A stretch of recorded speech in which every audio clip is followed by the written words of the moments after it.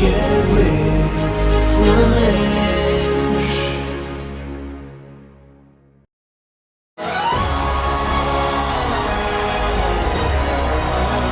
ನಮಸ್ಕಾರ thank you very much thank you hi hello ನಮಸ್ಕಾರ ಕರ್ನಾಟಕ. ಮತ್ತೆ ವೀಕೆಂಡ್ ಬಂತು, 1 ಗಂಟೆ ಆಯ್ತು. ಶುಭಣ.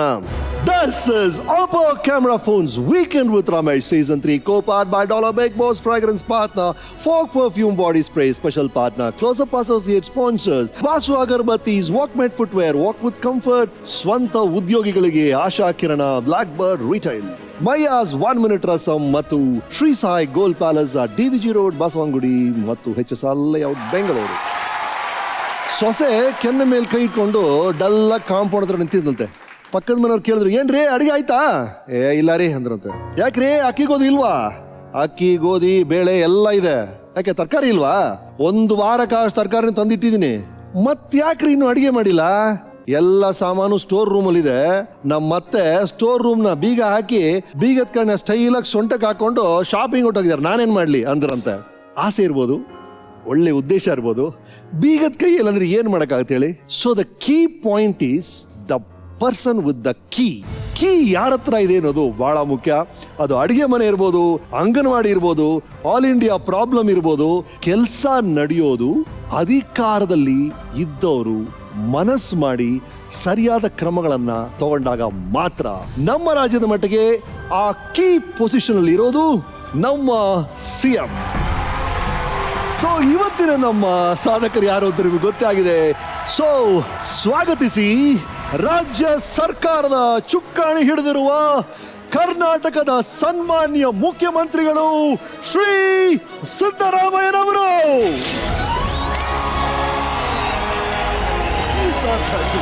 Thank you sir.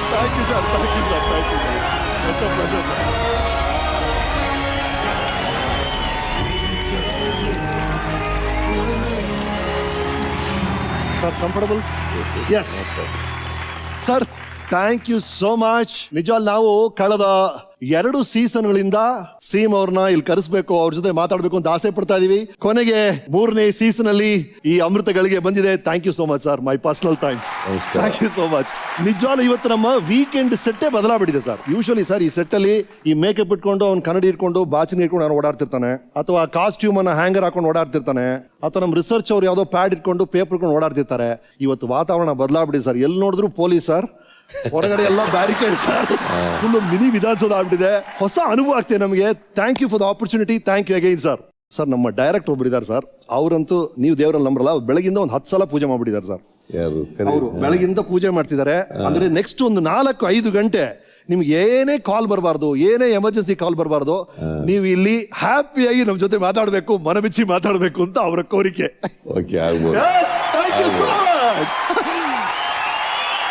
ಇವರು ಶ್ರೀ ಸಿದ್ದರಾಮಯ್ಯನವರು. ಇವರ ಜನ್ಮ ದಿನಾಂಕ ಆಗಸ್ಟ್ 12, 1948. ಇವರ ಹುಟ್ಟೂರು ಮೈಸೂರು ಬಳಿಯ ಸಿದ್ದರಾಮನ ಹುಂಡಿ. ಇವರ ತಂದೆ ಶ್ರೀ ಸಿದ್ದರಾಮೇಗೌಡರು, ಇವರ ತಾಯಿ ಶ್ರೀಮತಿ ಬೋರಮ್ಮನವರು. 6 ಜನ ಮಕ್ಕಳಲ್ಲಿ ಇವರು 4ನೇವರು. ಇವರ ಶ್ರೀಮತಿ ಪಾರ್ವತಿಯವರು. ಇವರ ಮಕ್ಕಳು ಡಾಕ್ಟರ್ ಯತೀಂದ್ರ ಹಾಗೂ ದಿವಂಗತ ರಾಕೇಶ್ ಅವರು. ಇವರು ಮೈಸೂರಿನ ಶಾರದಾ ವಿಲಾಸ್ ಕಾಲೇಜಿನಲ್ಲಿ LLB ಮುಗಿಸಿ ಚಿಕ್ಕಬೋರಯ್ಯನವರ ಜೊತೆ ಲಾಯರ್ ಗಿರಿ ಪ್ರಾಕ್ಟೀಸ್ ಮಾಡ್ತಾ ಇದ್ರು. ಆ ಸಂದರ್ಭದಲ್ಲಿ ಶ್ರೀ MD ನಂಜುಂಡಸ್ವಾಮಿ ಅವರ ಸಹಾಯದಿಂದ ರಾಜಕೀಯಕ್ಕೆ ಪದಾರ್ಪಣೆ ಮಾಡಿದ್ರು. 1978ರಲ್ಲಿ ತಾಲೂಕ್ ಬೋರ್ಡ್ ಮೆಂಬರ್ ಎಲೆಕ್ಷನ್ ಅಲ್ಲಿ ಮೊದಲನೇ ಬಾರಿಗೆ ಎಲೆಕ್ಷನ್ ನ ಗೆದ್ರು. 1983ರಲ್ಲಿ ಕನ್ನಡ ಕಾವಲು ಸಮಿತಿಯ ಅಧ್ಯಕ್ಷರಾದರು. 84ರಲ್ಲಿ ಮೊದಲ ಬಾರಿಗೆ ಸೆರಿಕಲ್ಚರ್ ಮಿನಿಸ್ಟರ್ ಆದರು. 94ರಲ್ಲಿ ರಾಜ್ಯ ಹಣಕಾಸು ಮಂತ್ರಿಯಾಗಿ ತಮ್ಮ ಮೊದಲನೇ ಬಜೆಟ್ ಅನ್ನ ಮಂಡನೆ ಮಾಡಿದ್ರು. ಅಂದಿನಿಂದ ಇಂದಿನವರೆಗೂ 12 ಬಾರಿ ಬಜೆಟ್ ನ ಪ್ರೆಸೆಂಟ್ ಮಾಡಿರುವ ಹೆಗ್ಗಳಿಕೆ ಶ್ರೀ ಸಿದ್ದರಾಮಯ್ಯ ಅವರಿಗೆ. 96ರಲ್ಲಿ JH ಪಟೇಲ್ ಅವರ ಜನತಾದಳ ಸರ್ಕಾರದಲ್ಲಿ ಹಾಗೂ 2004ರಲ್ಲಿ ಧರ್ಮಸಿಂಗ್ ಅವರ ಸಮ್ಮಿಶ್ರ ಸರ್ಕಾರದಲ್ಲಿ ಉಪಮುಖ್ಯಮಂತ್ರಿಗಳಾಗಿ ಆಯ್ಕೆಯಾದವರು. ರಾಮಕೃಷ್ಣ ಹೆಗಡೆ, JH ಪಟೇಲ್ ಹಾಗೂ HD ದೇವೇಗೌಡರ ನೇತೃತ್ವ ಸರ್ಕಾರದಲ್ಲಿ ವಿವಿಧ ಖಾತೆಗಳನ್ನ ನಿಭಾಯಿಸಿದ್ದಾರೆ. ಇವರು 2013ರ ಚುನಾವಣೆಯಲ್ಲಿ ಗೆದ್ದು 4 ವರ್ಷಗಳನ್ನ ಪೂರೈಸಿರುವ ಕರ್ನಾಟಕದ ಹಾಲಿ ಮುಖ್ಯಮಂತ್ರಿಗಳು ಶ್ರೀ ಸಿದ್ದರಾಮಯ್ಯ ಅವರು. So this weekend is with the honourable CM of Karnataka Shri Siddaramaiah ಅವರು. Thank you sir. ಸರ್, ನಿಮ್ಮ ಜೀವನಕ್ಕೆ ನಿಮಗೆ ಸ್ವಾಗತ. ಸರ್, ಫಸ್ಟ್ ಆಫ್ ಆಲ್ ನೀವು ಕರ್ನಾಟಕದ ಮೂಲೆ ಮೂಲೆ ನೋಡಿದಿರ ಸರ್. ಪ್ರತಿಯೊಂದು ಹಳ್ಳಿ ಗೊತ್ತು ನಿಮಗೆ, ಪ್ರತಿಯೊಂದು ತಾಲೂಕು ಗೊತ್ತು. ಇದರ ಮಧ್ಯೆ ಈ ನಿಮ್ಮ ಹಳ್ಳಿ, ಈ ವರ್ಣಾ ತಾಲೂಕಿನ ಸಿದ್ದರಾಮನ ಹುಂಡಿ ಅನ್ನೋ ಆ ಹಳ್ಳಿ ಮೇಲಿರೋ ಒಲವು, ಆ ಹಳ್ಳಿ ಎಲ್ಲಾ ಜಾಗಕ್ಕಿಂತ ನಿಮಗೆ ಯಾಕೆ ಶ್ರೇಷ್ಠ ಅನ್ನೋದನ್ನ ಹೇಳಿ ಸರ್. ಪ್ರತಿಯೊಬ್ಬರಿಗೂ ಕೂಡ ಅವರ ಹುಟ್ಟು ಊರಿದೆಯಲ್ಲ, ಬಹಳ ಭಾವನಾತ್ಮಕವಾಗಿ ಬಹಳ ಸಂಬಂಧಗಳಿರ್ತವೆ. ಅಲ್ಲಿ ಹುಟ್ಟಿ ಬೆಳೆದಿರ್ತಕ್ಕಂಥ ಊರು, ಅಲ್ಲಿನ ಜನರು, ಮತ್ತೆ ಅಲ್ಲಿ ಪರಿಸರ, ಮತ್ತೆ ನಾವು ಬೆಳೆದಂಥ ದಾರಿ, ಅಲ್ಲಿ ನಮ್ಮ ಜೊತೆಲಿದ್ದಂಥ ಹುಡುಗರುಗಳು, ಇವೆಲ್ಲವೂ ಕೂಡ ಸ್ವಾಭಾವಿಕವಾಗಿ ಯಾರಿಗೇ ಆದ್ರೂ ಹುಟ್ಟೂರಿನ ಬಗ್ಗೆ ಬಹಳ ಪ್ರೀತಿ, ಆ ಊರ ಬಗ್ಗೆ ಅಭಿಮಾನ, ಆ ಜನಗಳ ಬಗ್ಗೆ ಪ್ರೀತಿ, ಇವು ಸ್ವಾಭಾವಿಕವಾಗಿ ಬೆಳೆದು ಬರ್ತವೆ ಎಲ್ಲರಿಗೂ ಕೂಡ. ನಾವು ಮೊದಲನೇ ಅಳು, ಮೊದಲನೇ ನಗು ಎಲ್ಲ ಅಲ್ಲ ಆಗಿರುತ್ತೆ ಸರ್. ಆ ದಿನಗಳನ್ನ ನೆನಪಿಸ್ಕೊಂಡ್ರೆ ಸರ್, ನಿಮ್ಮ ಫಾದರ್ ಬಗ್ಗೆ ನಾವು ರಿಸರ್ಚ್ ಮಾಡಿದಾಗ ಅವ್ರ ಹೆಸರು ಸಿದ್ದರಾಮಯ್ಯ ಗೌಡ್ರು, ನಿಮ್ಮ ಹೆಸರು ಸಿದ್ದರಾಮಯ್ಯ, ನಿಮ್ಮ ಊರ ಹೆಸರು ಸಿದ್ದರಾಮ ಹುಂಡಿ ಅಂತಿದೆ. ಅವ್ರು ಹೇಗಿದ್ರು ಸರ್? ಬಹಳ ಸ್ಟ್ರಿಕ್ಟ್ ಆಗಿದ್ರ ನಿಮ್ಮ ಬಾಲ್ಯದಲ್ಲಿ? ನಿಮ್ಮ ಅಪ್ಪನ ಬಗ್ಗೆ ಇರುವಂತ ನಿಮ್ಮ ಟಾಪ್ ಮೋಸ್ಟ್ ಮೈಂಡ್? ಬಹಳ ಸ್ಟ್ರಿಕ್ಟ್ ಏನಿರಲಿಲ್ಲ. ಓಕೆ. ಆದ್ರೆ ಸ್ವಲ್ಪ ಜಿಪುಣತನ ಇತ್ತು ನಮ್ಮ ತಂದೆ. ಯಾವ ತರ ಸರ್? ದುಡ್ಡು ಕೇಳಿದ್ರೆ ಕೊಡ್ತಿರ್ಲಿಲ್ಲ ಹೆಚ್ಚಾಗಿ. ಸರಿ. ಬಹಳ ದುಡ್ಡು ತಗೊಳ್ಬೇಕಾದ್ರೆ ನಮ್ಮ ಅಪ್ಪನ ಕೈನಿಂದ ಭಾರಿ ಕಷ್ಟ ಆಯ್ತಿತ್ತು. ಸ್ವಲ್ಪ ನಮ್ಮ ತಾಯಿ ನಮ್ಗೆ ಯಾವಲಾರು ದುಡ್ಡು ಕೊಡೋರು, ಯಾಕಂದ್ರೆ ಅವ್ರ ಹತ್ರ ಸ್ವಲ್ಪ ಯಾವಲೂ ದುಡ್ಡು ಇರ್ತಿತ್ತು. ನಮ್ಮ ಮನೆಯಲ್ಲಿ ತೆಂಗಿನ ಮರಗಳು ಎಲ್ಲ ಇದ್ದು, ತೆಂಗಿನಕಾಯಿಗಳು ಬರ್ತಿತ್ತು, ಮತ್ತೆ ದವಸ ಧಾನ್ಯ ಇರ್ತಿತ್ತು, ಒಂದು 5-6 ಎಮ್ಮೆಗಳು ಇರ್ತಿದ್ದ ಯಾವಾಗಲೂ. ಸೊ ಹಾಗಾಗಿ ಬೆಣ್ಣೆ ಮಾಡೋದು ಕೂಡ ಇರ್ತಿತ್ತು, ಮಾರೋದು, ಇದೆಲ್ಲ. ಹಾಗಾಗಿ ನಮ್ಮ ತಾಯಿ ಹತ್ರ ದುಡ್ಡು ಇರ್ತಿತ್ತು. ಸೊ ಹಾಗಾಗಿ ನಮಗೆ ಬೇಕಾದ್ರೆ ಬಹಳ ನಮ್ಮ ತಾಯಿ ಹತ್ರ ದುಡ್ಡು ಇಸ್ಕೊತಿದ್ದ. ನಮ್ಮ ಅಪ್ಪ ಬಹಳ ಕಷ್ಟ ಅವ್ರ ಹತ್ರ ದುಡ್ಡು ತಗೋಬೇಕಾದ್ರೆ. ಹಾಗಾಗಿ ಸ್ವಲ್ಪ ಜಿಪುಣತನ ಜಾಸ್ತಿ ಇತ್ತು. ಆದ್ರೆ ಒಳ್ಳೆ ಮನುಷ್ಯ, ಬಹಳ ಒಳ್ಳೆ ಮನುಷ್ಯ. ಯಾವತ್ತೂ ಕೂಡ ನನಗೆ ಬಾಲ್ಯದಲ್ಲಿ ಒಂದೇ ಒಂದಿನ ಹೊಡೆದಿರ್ಬೇಕು ಒಂದು ಏಟು ನಮ್ಮಪ್ಪ. ಅದ್ ಬಿಟ್ರೆ ನಮ್ಮ ತಾಯಿ ಆಗ್ಲಿ ನಮ್ಮ ಅಪ್ಪನಾಗ್ಲಿ ನನಗೆ ಒಂದ್ ಏಟು ಹೊಡೆದಿರ್ತಕ್ಕಂಥ ನಿದರ್ಶನ ಇಲ್ಲ. ರೈಟ್ ಸರ್, ನಿಮ್ಮ ಹುಟ್ಟಿನ ಬಗ್ಗೆ ನಮ್ಮ ವೀಕೆಂಡ್ ಟೆಂಟ್ ಏನ್ ಹೇಳುತ್ತೆ ನೋಡಿ.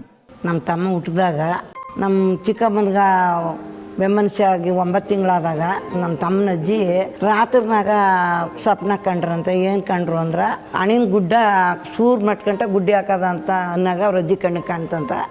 ಈ ಮಗ ಗುಡ್ಡನೀಗ ಬಕ್ಕಂದು ಕೆಳಕ್ಕೆ ಬತ್ತಂತ. ಆಗ ಕೆಳಕ್ಕೆ ಬಂದಾಗ ಏನು ಹಿಂಗೆ ಆಯ್ತಲ್ಲ ಮಗ, ಏನಾದ್ದು ಎತ್ತದ್ದು ಅಂತ ಹೇಳಿ ಹಿರಿಕರೆಲ್ಲ ಸೇರಿ ಬೆಳಿಗ್ಗೆನೆ ಯಾರನ್ನೋ ಶಾಸ್ತ್ರ ಕೇಳೋರು ಇದ್ರಂತ, ಅವ್ರನ್ನ ಶಾಸ್ತ್ರ ಕೇಳಿದ್ರಂತೆ, ಏನೋ ಕೆಟ್ಟದ್ದಂತೆ ಏನಂತ. ಅವ್ನು ಇರೋ ಗಂಟೆ ಯಾವುದೂ ತೊಂದರೆ ಇಲ್ಲ. ಇವತ್ತು ಹಣ್ಣಿನ ಗುಡ್ಡಲ್ಲಿ ಬಂದಿರಾಗಿ ಅವ್ರು ಹಣ್ಣಿನ ಗುಡ್ಡಲ್ಲಿ ಬೆಳೆದು ಜನ ಸಹಾಯ ಮಾಡಿ ಜನಕ್ಕೆ ಉಪಕಾರ ಮಾಡಿ ಅವರು ದೇಶ ಆಳ್ತಾರ ಅಂತ ಶಾಸ್ತ್ರದಲ್ಲಿ ಹೇಳಿದ್ರಂತಾನೆ. ನಮ್ಮ ದೇವರು ಸಿದ್ದರಾಮೇಶ್ವರ ಅನ್ನೋದ್ರಿಂದ ನಾವು ಸಿದ್ದರಾಮಯ್ಯ ಅಂತ ಅವ್ರಿಗೆ ಹೆಸರು ಕೊಟ್ಟದು. ಈಚೆ ಮಗ ಹುಟ್ಟಿದಾಗ ಮರಕಾಕ್ತಾರಾನೆ, ಮರದಲ್ಲಿ ನಮ್ಮದು ಮಗ ಆಗಲೇ ಇವನು ಕೈ ಅಳ್ಳಾಡ್ಸೋಕೆ ಇರೋದಾಗಲೇ ಎಲ್ಲ ಯಜಮಾನ್ಗಿತ್ತಿರಲ್ಲ, ಈಗಲೇ ಹುಟ್ಟಿದ್ದೀನಿ ಹಿಂಗೆ ಕೈ ಅಳ್ಳಾಡ್ಸೋಕೆ ಇರುತ್ತಲ್ಲ ಮಗ, ಮುಂದೆ ನೀನೇನದಯಪ್ಪ ಅಂತ ಎಲ್ಲ ಮುತಿ ಕತ್ತಿದ್ರು ಅನ್ನಿ. ಅದು ನಮಗೆ ಗೊತ್ತು. ನಮ್ಮ ಅಜ್ಜಿ ಮಲ್ಲಮ್ಮ ಅಂತ ಇದ್ರು, ನಮ್ಮ ತಾಯಿ ಅವ್ರು ಹೇಳ್ತಾ ಇದ್ರು ನನಗೆ ಈ ಕಥೆನ. ನೀನು ಈ ಹಣದ ಉಪ್ಪರಿಗೆ ಮೇಲೆ ಕೂತಿದ್ದೆ, ನೀನು ಏನೋ ಮುಂದೆ ದೊಡ್ಡವನಾಗ್ತೀಯ ಅಂತ ನಮ್ಮ ಅಜ್ಜಿ ನನಗೆ ಹೇಳ್ತಾ ಇದ್ರು ಯಾವಾಗ ಚಿಕ್ಕ ವಯಸ್ಸಿನಲ್ಲಿದ್ದಾಗ. ನನಗೇನು ಅದರಲ್ಲೆಲ್ಲ ನಂಬಿಕೆ ಇರಲಿಲ್ಲ. ನಿಜ ಆಯ್ತಲ್ಲ ಸರ್ ಕೊನೆಗೆ ಕನಸು. ಅದು ಆಗಿರ್ಬೋದು, ಕಾಕ್ತಾಳೀಯ ಇರ್ಬೋದು. ಸರ್, ಚಿಕ್ಕನಲ್ಲಿ ನೀವು ಬರುವಂತ ಮೊದಲನೇ ವಿಜುವಲ್ ಯಾವ್ದು ಸರ್? ಚಿಕ್ಕ ವಯಸ್ಸಲ್ಲಿ ಅಂದ ತಕ್ಷಣ ನಿಮ್ಮ ಚಿಕ್ಕ ಸಣ್ಣ ಸಿದ್ದರಾಮಯ್ಯ ನೆನೆಸ್ಕೊಂಡ್ರೆ ಈ ಚಿಟ್ಟೆ ಹಿಡಿದಿರ್ಬೋದು ಅಥವಾ ಮೀನ್ ಹಿಡಿದಿರ್ಬೋದು, ನಿಮ್ಮ ತಲೆಯಲ್ಲಿ ಬರುವಂತ ವಿಜುವಲ್ ಯಾವ್ದು ಸರ್ ಫಸ್ಟ್ ಮಗುವಾಗಿ? ನಾನು ಸಣ್ಣ ಹುಡುಗ ಆದ್ಮೇಲೆ ಸ್ವಲ್ಪ 6 ವರ್ಷ ಅಷ್ಟು ವಯಸ್ಸಾದ್ಮೇಲೆ ನನಗೆ ಶಾಲೆಗೆ ಸೇರಿಸ್ತಿಲ್ಲ ನಮ್ಮಪ್ಪ. ಯಾಕೆ ಸರ್? ನಮ್ಮ ಮನೆ ದೇವರು ಸಿದ್ದರಾಮೇಶ್ವರ ಅಂತ. ಸರಿ. ಆ ಸಿದ್ದರಾಮೇಶ್ವರನಿಗೋಸ್ಕರ ಒಂದು ವೀರ ಮಕ್ಕಳು ಕುಣಿತ ಅಂತ ಮಾಡಿ ವೀರ ಮಕ್ಕಳು ಅಂತ ಮಾಡೋರು. ಶಾಲೆಗೆ ಸೇರಿಸ್ತೆ. ನನಗೆ ಜಾನಪದ ನೃತ್ಯ ಕಲಿಸ್ಲಿಕ್ಕೆ, ಕುಣಿತ ಕಲಿಸ್ಲಿಕ್ಕೆ ನಮ್ಮ ಅಪ್ಪ ಅಲ್ಲೇ ಸೇರಿಸ್ಬಿಟ್ಟ. ನಮ್ಮ ಅಪ್ಪನೂ ವೀರ ಮಕ್ಕಳು ಕುಣಿತ ಕಲ್ತಿದ್ದ, ನಾನು ಕೂಡ ನನಗೂ ಅದಕ್ಕೆ ಸೇರಿಸಿದ್ರು. ಸೊ ಅಲ್ಲಿ ವೀರ ಮಕ್ಕಳ ಕುಣಿತ ಕಲಿಸ್ತಿದ್ದಂತ ನಂಜೇಗೌಡರು ಅಂತ ಇದ್ರು, ಅವರು ನಮಗೆ ಅಕ್ಷರಾಭ್ಯಾಸ ಮಾಡಿಸಿದ್ರು. ಅಕ್ಷರಗಳೆಲ್ಲ ಮರಳ ಮೇಲೆ ಕಲಿಸಿದ್ದು ನಮಗೆ. ಕಾಗುಣಿತ, ಅಕ್ಷರಾಭ್ಯಾಸ, ಲೆಕ್ಕ, ಇವನ್ನೆಲ್ಲ ಅಲ್ಲೇ ಕಲಿಸಿದ್ರು. ಸೊ ಹಾಗಾಗಿ ನಮಗೆ ಕನ್ನಡ ಓದಲಿಕ್ಕೆ ಬರೀಲಿಕ್ಕೆ ಭಾಳ ಚೆನ್ನಾಗಿ ಬಂತು ಆಗ. ಸರಿ. ಆಮೇಲೆ ಅವರು ಒಂದು 2 ವರ್ಷದ ನಂತರ ನಂಜೇಗೌಡ ನಮಗೆ ಆ ವೀರ ಮಕ್ಕಳು ಕುಣಿತ ಕಲಿಸ್ತಿದ್ರಲ್ಲ, ಅವ್ರು ನಿಲ್ಲಿಸ್ಬಿಟ್ರು. ಅದಾದ್ಮೇಲೆ 1 ವರ್ಷ ನಾನು ಹುಡುಗರ ಜೊತೆ ಎಮ್ಮೆ ಮೇಯ್ಸಕ್ಕೆ ಹೋಗೋದು. ಆಮೇಲೆ ಇವೆಲ್ಲ ಸಣ್ಣ ಹುಡುಗರ ಜೊತೆ ಸೇರ್ಕೊಂಡು ಎಂಟೆ ಗೊದ್ದ ಇವಿರ್ತಾವಲ್ಲ, ಬೇಲಿ ಮೇಲೆ ಇರ್ತಾವಲ್ಲ ಎಂಟೆ ಗೊದ್ದಗಳು, ಅವ್ರ ಜೊತೆ ಹೋಗೋದು, ಹೊಡೆಯೋದು ಅವನ್ನ, ಇವೆಲ್ಲ ಮಾಡ್ಕೊಂಡಿದ್ದೆ. ನಮ್ಮಲ್ಲಿ ರಾಜಪ್ಪ ಅಂತ ಒಬ್ರು ಹೆಡ್ ಮಾಸ್ಟರ್ ಇದ್ರು ನಮ್ಮ ಸ್ಕೂಲ್ನಲ್ಲಿ. ಅವರು ಪ್ರತಿ ಮನೆಗೆ ಹೋಗೋರು, ಯಾರ ಮಕ್ಕಳು ಶಾಲೆಗೆ ಸೇರಿದ್ದಾರೆ ಸೇರಿರಲ್ಲ ಅಂತೇಳಿ ಹೋಗೋರು. ಅವರು ನಮ್ಮ ಅಪ್ಪನ ಜೊತೆ ಮಾತಾಡಿ, ನಿನ್ ಮಗನ ಯಾಕೆ ಓದೋದು ಬರ್ತದೆ ಚೆನ್ನಾಗಿ, ಯಾಕೆ ಶಾಲೆಗೆ ಸೇರಿಸ್ತೇ ಇದೆಯಾ ಅಂತೇಳಿ ನನಗೆ 5ನೇ ತರಗತಿಗೆ ನೇರವಾಗಿ ಅಡ್ಮಿಷನ್ ಮಾಡಿಸಿದ್ರು. ಸ್ಟ್ರೈಟ್ 5ನೇ ಕ್ಲಾಸ್, ಸ್ಕೂಲ್ ಹೋಗಿಲ್ಲ. ಹಾಗಾಗಿ ಆ ಬಾಲ್ಯ ಎಲ್ಲ ಹುಡುಗರ ಜೊತೆನೆಲ್ಲ ಎಲ್ಲ 25 ಹುಡುಗರುಗಳು ನಾವು ಇವ್ರ ಮಕ್ಕಳು ಕುಣಿತಿದ್ವಲ್ಲ, ಅವ್ರ ಜೊತೆ ಇದ್ದದ್ದು. ಆ ನಂಜೇಗೌಡರು ಬಹಳ ಸ್ಟ್ರಿಕ್ಟ್. ಏನ್ ಮಾಡ್ತಿದ್ರು ಅಂದ್ರೆ, ಬೆಳಿಗ್ಗೆನೆ ಎದ್ದು ಹೋಗ್ಬೇಕು 6 ಗಂಟೆಗೆ. ಯಾರು ಮೊದಲು ಬರ್ತಾರೆ ಅವ್ರಿಗೆ ಏಟ್ ಹೊಡೆಯಲ್ಲ. 2ನೇವನು ಬರ್ತಾನೆ ಅವ್ನಿಗೊಂದು ಏಟ್ ಹೊಡೆಯೋರು. 2ನೇವನು ಬಂದ್ರೆ 3 ಏಟ್ ಹೊಡೆಯೋರು. 4ನೇವನು ಬಂದ್ರೆ 4 ಏಟ್ ಹೊಡೆಯೋರು. ಸೊ ಎಲ್ಲರೂ ಏಟ್ ತಪ್ಪಿಸ್ಕೊಳ್ಳೋಕೋಸ್ಕರ ಎಲ್ಲರೂ ಒಟ್ಟಿಗೆ ಬಂದ್ಬಿಡಿದ್ರು. ಪಾಪ ರಾಜಪ್ಪ ನಮ್ಮ ಮೇಷ್ಟ್ರು ಪಾಪ ನಮಗೆ ಸ್ಪೆಷಲ್ ಪರ್ಮಿಷನ್ ತಗೊಂಡು ಆಗ 5ನೇ ತರಗತಿ ಸೇರಿಸಿ ನಮ್ಮನ್ನು ತಯಾರು ಮಾಡ್ಲಿಕ್ಕೆ ಪಾಪ ಅವರು ಕೂಡ ಬಹಳ ಕಾರಣಕರ್ತರು. Right sir. ಆ ಕುಣಿತದ ಬಗ್ಗೆ ನಮ್ಮ ವೀಕೆಂಡ್ ಟೆಂಟ್ ಏನ್ ಹೇಳುತ್ತೆ ನೋಡೋಣ.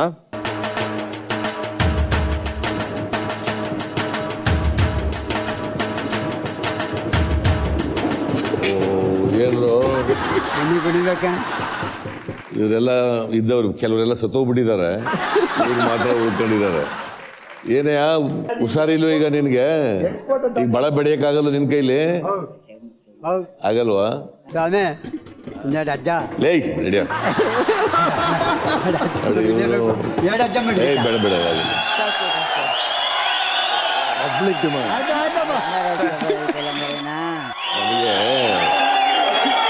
ನಿಂತ್ಕೊಂಡ್ಬಿಟ್ರೆ ಇಲ್ಲಿ ಸ್ವಲ್ಪ ಪೇನ್ ಬರ್ತದೆ.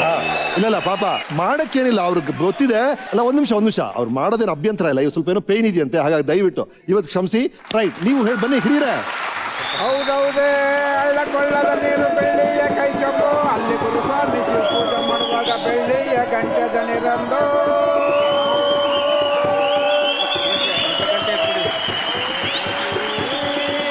ಸರ್ ಒಂದು 2 ಬೀಟರ್ ಹಾಕ್ಬಿಡಿ ಸರ್ ನೀವು. ಕೊಡಪ್ಪ ನೀವು ಡ್ಯಾನ್ಸ್ ಮಾಡಿ. ಅದ್ಯಾಕು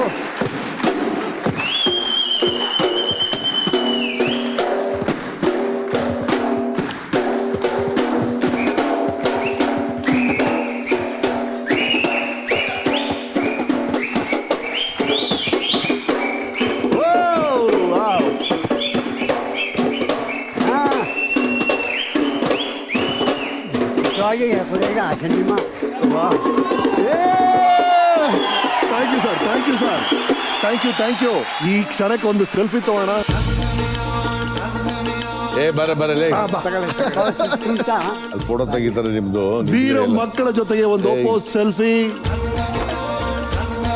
ಥ್ಯಾಂಕ್ ಯು ರೀ. ಆಯ್ತು ನಡ್ರಿ, ನಿಮ್ದೆಲ್ಲ ಫೋಟೋ ಬರ್ತೀನಿ. ಇವರೆಲ್ಲ ಬಾಲ್ಯ ಸ್ನೇಹಿತರುಗಳು. ಅದೇ ಸರ್, ಅದೇ ಇನ್ನು ಬಹಳ ಜನ ಇದ್ರು, ಸತ್ತೋಗ್ಬಿಟ್ಟಿದ್ದಾರೆ. ಇವ್ರು ಜನ ಮಾತ್ರ ಬಂದವರು. ನಿಮ್ಮ ಬಾಲ್ಯದ ಬಗ್ಗೆ ಇನ್ನಷ್ಟು ಮಾಹಿತಿಗಳಿದೆ ನಮ್ಮ ಟೆಂಟ್ ಅಲ್ಲಿ ನೋಡಿ.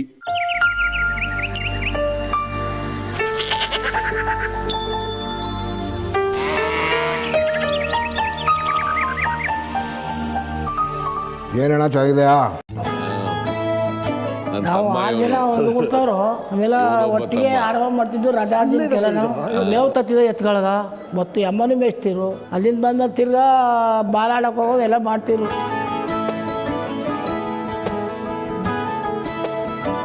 ಮತ್ತೇನು ಮಾಡತ್ತದು, ಒಳಗವಾರ ಈಜೊಡೆಯೋದು, ಇನ್ನೇನೋ ಒಂದು ಕಥೆ ಭಾರಿ ಆಡ್ಕೊಳ್ಳಿ. ಒಂದು ಗಳ ಕುತ್ಕೊಂಡ್ರೆ ಅವ್ರು ಎಲ್ಗೋರು ರಜಾ ಕೊಟ್ಟರು ಎಲ್ಲ ಕೆಲಸ ಮಾಡ್ತಾರೆ. ನೀವು ಇವರಿಬ್ರು ವಿದ್ಯಾವಂತರು. ನಮ್ಮ ಅಪ್ಪ ನಾನು ಬೈತಿರೋನೆ, ಅವನ್ನೇ ಬೈತಿರು. ನಮ್ಮ ಗಂಡ ಯಾಕ ಕೊಲ ಕೊಟ್ಟೆ ಹೋಗೋ, ಅವ್ನು ತಿರ್ಗಾಡ್ಬಿಟ್ಟು ನೀನೇ ಗೇ ಅಂತಿರು ಅವನ್ನೇ. ನಮ್ಮ ಅಪ್ಪ ಮಾತ್ರೆ ಅದೇ ನನಗೊಂದಿನ ಹೊಡೆದವನೇ ಇಲ್ಲ ನಮ್ಮ ಅಪ್ಪ, ಅವ್ರನ್ನೇ ಬೈತಿರು. ಹೋಗ ಕಸೂರಿಯಾಗ ನೀನೇ, ಅವನ್ನೇ ಕೊಲ ಕೊಟ್ಟೆ ಕಸೂರಿ ಎಲ್ಲ ಇದ್ಬಿಡುತ್ತಿದ್ದ ಅನ್ನೋದು ನಮ್ಮ ಅಪ್ಪ. ನಮ್ಮ ತಾಯಿಯವ್ರಿಗೂ ನಮ್ಮ ತಂದೆಯವ್ರದ್ದು ಆರ್ಡ್ರ್ ಮಾಡಬೇಕು ಅಂತ ಭಾರಿ ಆಸೆ ಇತ್ತು. ಅವರು ಲಾಯರ್ ಆಗಬೇಕು ಅಂತ ಲಾಯರ್ ಕೊಡೋರು, ಯಾರು ಎತ್ತಿದ್ದು ಹಂಗೆ ರಾಜಕೀಯ ಮಾಡೋರು. ಮುಖ್ಯಮಂತ್ರಿ ಆಗಿ ಊರಿಗೆಲ್ಲ ಎಲ್ಲಕ್ಕೂ ಅನುಕೂಲ ಮಾಡ್ರ. 100 ವರ್ಷ ಇದ್ದು ಚಂದ ಭಾಳಪ್ಪ. ನಮ್ಮಪ್ಪ ಅವ್ರಿಗೂ ಓದಿಸ್ಬೇಕು ಅಂತ ಅನ್ಕೊಂಡಿದ್ರು, ಹಾ ಬಟ್ ಅವರಿಬ್ರು ಶಾಲೆಗೆ ಹೋಗಿಲ್ಲ. ನಮ್ಮ ಅಣ್ಣ ಸತ್ತೋಗಿದ್ದಾರೆ ಈಗ. ಅವ್ರು ಹೋಗಿದ್ರು, ಪ್ರೈಮರಿ ಸ್ಕೂಲ್ ಓದಿದ್ರು ಅವರು. ಓಕೆ. ಇವರಿಬ್ರು ಶಾಲೆಗೆ ಹೋಗ್ಲಿಲ್ಲ. ನಮ್ಮಪ್ಪ ಏನೇ ಹೇಳಿದ್ರು ಕೂಡ ಇವ್ರು ಶಾಲೆಗೆ ಹೋಗದೆ ಹೋದ್ರು. ಇಲ್ಲ ನಾವು ಎಮ್ಮೆನೆ ಮೇಯಿಸ್ತೀವಿ, ಹೊಲ ಉಳ್ತೀವಿ, ಏನ್ ಮಾಡಿದ್ರು ನಾವು ಶಾಲೆಗೆ ಹೋಗಲ್ಲ ಅಂತೀವಿ. ಆಗ ಹೆಂಗಿದ್ರು ಈಗಲೂ ಹಂಗೆ ಇದ್ದಾರೆ. ರೈಟ್, ಈಗಲೂ ಹಾಗೆ ಇದೆ ಸರ್. ಕನ್ನಡ ನೋಡೋಣ, ಸ್ವಾಗತಿಸಿ ನಮ್ಮ CM ಅವರ ಸಹೋದರರು ಬಂದಿದ್ದಾರೆ. ಬನ್ನಿ ಸರ್, ಬನ್ನಿ ಬನ್ನಿ ಬನ್ನಿ ಬನ್ನಿ. ಥ್ಯಾಂಕ್ ಯು ಬಹಳ ಖುಷಿ ಆಯ್ತು. ಸಿದ್ದೇಗೌಡರು, ರಾಮೇಗೌಡರು ಬಂದಿದ್ದಾರೆ. ನಿಮ್ಮ ಸಹೋದರರ ಬಗ್ಗೆ ನೀವು ಹೇಳ್ಬೇಕು. ಏನ್ ಅನ್ಸುತ್ತೋ ನನ್ನ ಬಗ್ಗೆ? ಬಾಲ್ಯದ ನೆನಪುಗಳು ಹೇಗಿದ್ರು ಸರ್ ಚಿಕ್ಕ ವಯಸ್ಸಲ್ಲಿ? ಇವರಿಬ್ರಲ್ಲಿ ಹಾ. ಇವನ್ ಬಹಳ ಕೆಲಸ ಮಾಡಿದಾನೆ ಜಮೀನಲ್ಲಿ. ಸರಿ, ಇವರು ಇವನು ಮಾಡಿಲ್ಲ. ಹಾ, ಯಾಕೆ ಸರ್? ಇವನು ಸ್ವಲ್ಪ ಮೈಗಳ್ಳ ಇವ. ಇವನು ಮಾಡ್ತಿರ್ಲಿಲ್ಲ. ಹೇಳಿ ಸರ್, ಉತ್ತರ ನಿಮ್ಮ ಉತ್ತರ. ನಮ್ಮನ್ನು ಕಳಿಸಿದ್ರು, 8ನೇ ಪುಸ್ತಕ ಓದಿ ಬಿಟ್ಬಿಟ್ಟು ನಾವು ಆಗಲ್ಲ ಅಂದ್ಬಿಟ್ಟು ಇವರು ನಮ್ಮನ್ನು ಕಳಿಸಿದ್ರು. ಅಲ್ಲಿ ಇವ್ರು ನಮ್ಮ ತಮ್ಮ ಶಾಲೆಗೆ ಹೋಗ್ಲಿಲ್ಲ. ನೀವು ಹೋಗಿದ್ದ ಶಾಲೆಗೆ ಸೇರಿದ್ದ ಬಿಡ್ಬಿಟ್ಟ ಅವನು. ಬಿಟ್ಬಿಟ್ಟಿದ್ದಾನು. ಅಲ್ಲೆಲ್ಲ ವಾಲಿಬಾಲ್ ಆಡ್ತಿದ್ರು ನಮ್ಮ ಅಣ್ಣವರು, ಚೆಂಡಾಟ ಆಡ್ತಿದ್ರು, ಲೆಕ್ಕ ಹೊಡೋದು ಮಾಡಿಬಿಟ್ಟು ಲೆಕ್ಕ ಹೊಡತಿದ್ರು. ತಿರ್ಗಾ ಜನ ಓದಿಕ್ಕೆ ಹೊಡೆಯೋದು ಅದು ಹೊಡತಿದ್ರು, ಎಲ್ಲ ಮಾಡ್ತಿದ್ರು. ಎಲ್ಲನೂ ಒಂಚೂರು ಅವ್ರು ಎಲ್ಲ ಈಜೊಡೆದು ಒಳಲಿ, ಆಮೇಲೆ ದನ ಹೊಡ್ಕೋದು ಇದೆಲ್ಲ ಮಾಡ್ತಿದ್ರು. ಎಲ್ಲ ಒಂದೂ ಮಾಡಲ್ಲ. ಎಲ್ಲನೂ ನಾವು ಮಾಡಿವಿ. ಅಮ್ಮತನ ಎಲ್ಲ ಮೀಸಿವಿ ನಾವು. ಅದ್ರಲ್ಲಿ ಒಳಗೆ ಹೋಗ್ತೀವಿ ನಾವು. ಅವರು ಹೋಗ್ತಾರೆ, ನಾವು ಓದ್ತೀವಿ ಅವೆಲ್ಲ. Right, thank you sir. ಮತ್ತೇನೋ ನೆನಪುಗಳಾದ್ರೆ ನಿಮ್ಮ ಬಾಲ್ಯದ ಕಾಣಿಸ್ಕೊಳ್ಳಿ ನಮ್ಮ ಜೊತೆ. ಬನ್ನಿ ಸ್ವಲ್ಪ ಮೆತ್ತಿಗೆ. ಚಿಕ್ಕಂದಿನ ಬಗ್ಗೆ ನಿಮ್ಮ ಬ್ರದರ್ಸ್ ಎಲ್ಲ ಹೇಳ್ತಿರ್ಬೇಕಾದ್ರೆ ಸರ್, ನನಗನ್ಸಿ ಈಗ ಅಫ್ಕೋರ್ಸ್ ಮುಖ್ಯಮಂತ್ರಿಯಾಗಿ ಕೂತಿದ್ದೀರಿ ನೀವು. ಆ ಕಾಲದಲ್ಲಿ ಸರ್, 4 years 5 years ನಿಮ್ಗೆ ಬಹಳ ಸಂತೋಷ ಕೊಟ್ಟ ವಿಷಯ ಯಾವುದು? ಈಗ ಯಾವ್ದು ತುಂಬಾ ಸಂತೋಷ ಕೊಡುತ್ತೆ ಆಸ್ ಅ CM? ಆಗ ಹುಡುಗರ ಜೊತೆ ಎಮ್ಮೆ ಮೇಯ್ಸಕ್ ಹೋಗಿ ನದಿನಲ್ಲಿ ಈಜಾಡ್ತಿದ್ವಿ. ಹೋಗ್ತಿದ್ವಲ್ಲ ನದಿಗೆ. ಕಬಿನಿ ನದಿ ನಮ್ಮ ಊರ್ ಪಕ್ಕದಲ್ಲಿ ಇರ್ತಿತ್ತು. ಮಜಾನ ಬೇರೆ. ಹೌದು, ಅದು ಬಹಳ ಮಜಾ ಇರ್ತಿತ್ತು. ರೈಟ್. ಎಮ್ಮೆ ಎಲ್ಲ ಬಿಟ್ಬಿಟ್ಟು ನೀರ್ಗೆ, ಎಮ್ಮೆಗಳು ಕೂಡ ನೀರ್ಗೆ ಹೋದ್ರೆ ಅವಕ್ಕೂ ಖುಷಿ ಎಮ್ಮೆಗಳಿಗೆ. ಓಕೆ. ಆ ನೀರಿನಲ್ಲಿ ನಾವು ಕೂಡ 1 ಗಂಟೆ 2 ಗಂಟೆ ಆ ನದಿನಲ್ಲಿ ಈಜೋದು ನಮಗೆ ಬಹಳ ಖುಷಿ. ಇನ್ನೊಂದು ಏನ್ ಕೊಡ್ತಿತ್ತು ಅಂತಂದ್ರೆ, ಆ ಕಾಲದಲ್ಲಿ 4 ಆಣೆ ಸಿಕ್ಬಿಟ್ರೆ ಅದೇ ಒಂದು ದೊಡ್ಡ ಖುಷಿ ಕೊಡೋದು ನಮಗೆ. ಪಕ್ಕದೂರಿನಲ್ಲಿ ಜಾತ್ರೆ ನಡೀತಾ ಇದ್ರೆ ಆ ಜಾತ್ರೆಗೆ 4 ಆಣೆ ತಗೊಂಡು ಹೋಗ್ಬಿಟ್ಟು ಅದರಲ್ಲೇ ಬಹಳ ಖುಷಿ ಪಟ್ಕೊಂಡು ಬೇಕಾದದ್ನೆಲ್ಲ ತಿನ್ಕೊಂಡು ಬರ್ತಿದ್ದು. ಅದು ಬಹಳ ಖುಷಿ ಕೊಡೋದು. ರೈಟ್. ಅದ್ ಬಿಟ್ರೆ ವ್ಯವಸಾಯ ಮಾಡೋದಂದ್ರೆ ಬಹಳ ಖುಷಿ ಇತ್ತು ಆಗ. ನಾನು ಶಾಲೆ ಇಲ್ಲದ ದಿನಗಳಲ್ಲಿ ಇಲ್ಲ ಎಮ್ಮೆ ಮೇಯ್ಸಕ್ ಹೋಗುವೆ, ಇಲ್ಲ ಮೇವು ತರಕ್ ಹೋಗುವೆ, ಇಲ್ಲ ಜಮೀನು ಉಳುಮೆ ಮಾಡಕ್. ದೊಡ್ಡ ಹುಡುಗ ಹೈಸ್ಕೂಲ್ ಬಂದ್ಮೇಲೆಲ್ಲ ನಾನೇ ಸ್ವತಃ ಉಳುಮೆ ಮಾಡ್ತಕ್ಕಂಥದ್ದನ್ನು ಮಾಡ್ತಾ ಇದ್ದೆ. ರೈಟ್. ನಮ್ಮ ಮನೆಯಲ್ಲಿ ಕೆಲಸದ ಆಳುಗಳಿರ್ತಿದ್ರು, ಅವ್ರ ಜೊತೆನಲ್ಲಿ ನಾನು ಕೂಡ ಉಳುಮೆ ಮಾಡಕ್ ಹೋಗುವೆ. ಆ ಕಾಲದಲ್ಲಿ ನಮಗೆಲ್ಲ ಹುಡುಗರುಗಳು ಜೊತೆಲಿ ಇದ್ದವರು ಬೀಡಿ ಸೇರೋದೆಲ್ಲ ಕಲಿಸ್ಬಿಟ್ರು ನಮಗೆ. ಸರಿ. ಆ ಬೀಡಿ ಸೇರೋದು ಕಲ್ತದ್ರಿಂದ ನಾನು ಆಮೇಲೆ ಕಾಲೇಜ್ ದೇಶದಲ್ಲಿ ಸಿಗರೇಟ್ ಸೇರೋದು ಕಲ್ತ್ಕೊಂಡ್ಬಿಟ್ಟೆ. ಸರಿ. ಸೊ ಅದು ಬೀಡಿ ಸೇದೆ ಹೋಗಿದ್ದಾರೆ, ಬಹುಶಃ ಸಿಗರೇಟ್ ಸೇರೋದು ಕಲಿತಿದ್ರು. ಪ್ರಮೋಷನ್ ಆಗ್ಬಿಡ್ತು. ಸೊ ಆ ಶಾಲಾ ದಿನಗಳಿದಾವಲ್ಲ, ಅದು ಬಹಳ ಖುಷಿ ಕೊಡ್ತಕ್ಕಂಥ ದಿನಗಳು ಪ್ರೈಮರಿ ಶಾಲೆನಲ್ಲಿ. ರೈಟ್. CM ಸಿದ್ದರಾಮಯ್ಯ ಅವ್ರ ಜೊತೆ ಮಾತುಕತೆ ಮುಂದುವರಿಯುತ್ತೆ ಒಂದು ಸಣ್ಣ ವಿರಾಮದ ನಂತರ. ಇದು Oppo camera phone weekend with Ramesh season 3 co by Dollar big Boss, fragrance partner Fogg perfume body spray, special partner close up.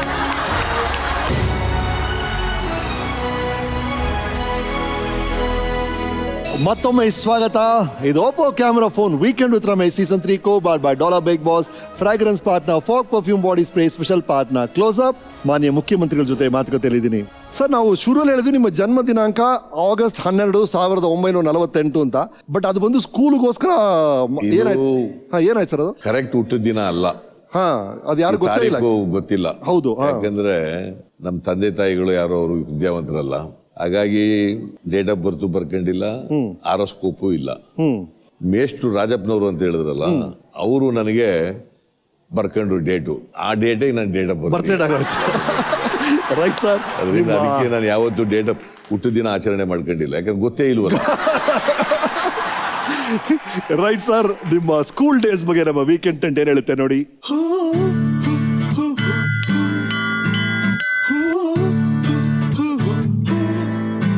Hello Ramana, ಗೊತ್ತಾಯ್ತಪ್ಪ, ನಾನು ಪಾಪಣ್ಣ, ವಿದ್ಯಾರ್ಥಿ ಹೈಸ್ಕೂಲ್ ಟೀಚರು.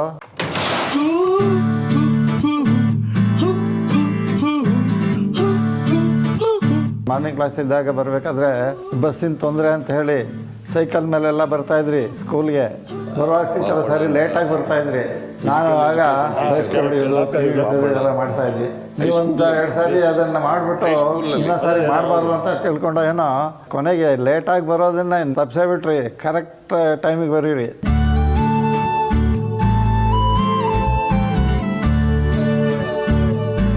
ಕ್ಲಾಸಲ್ಲಿ ಯಾರ ಜೊತೆನೂ ಏನು ಹೆಚ್ಚು ನೀವು ತಂಟೆಗೆ ಹೋಗ್ತಿರಲಿಲ್ಲ. ಏನೋ ಓದೋದು ಬೆಲ್ ಹೊಡೆದ ತಕ್ಷಣ ಊರ ಕಡೆ ಹೊರಡಬೇಕು ಅಂತ ಹೋಗ್ತಾ ಇದ್ರಿ.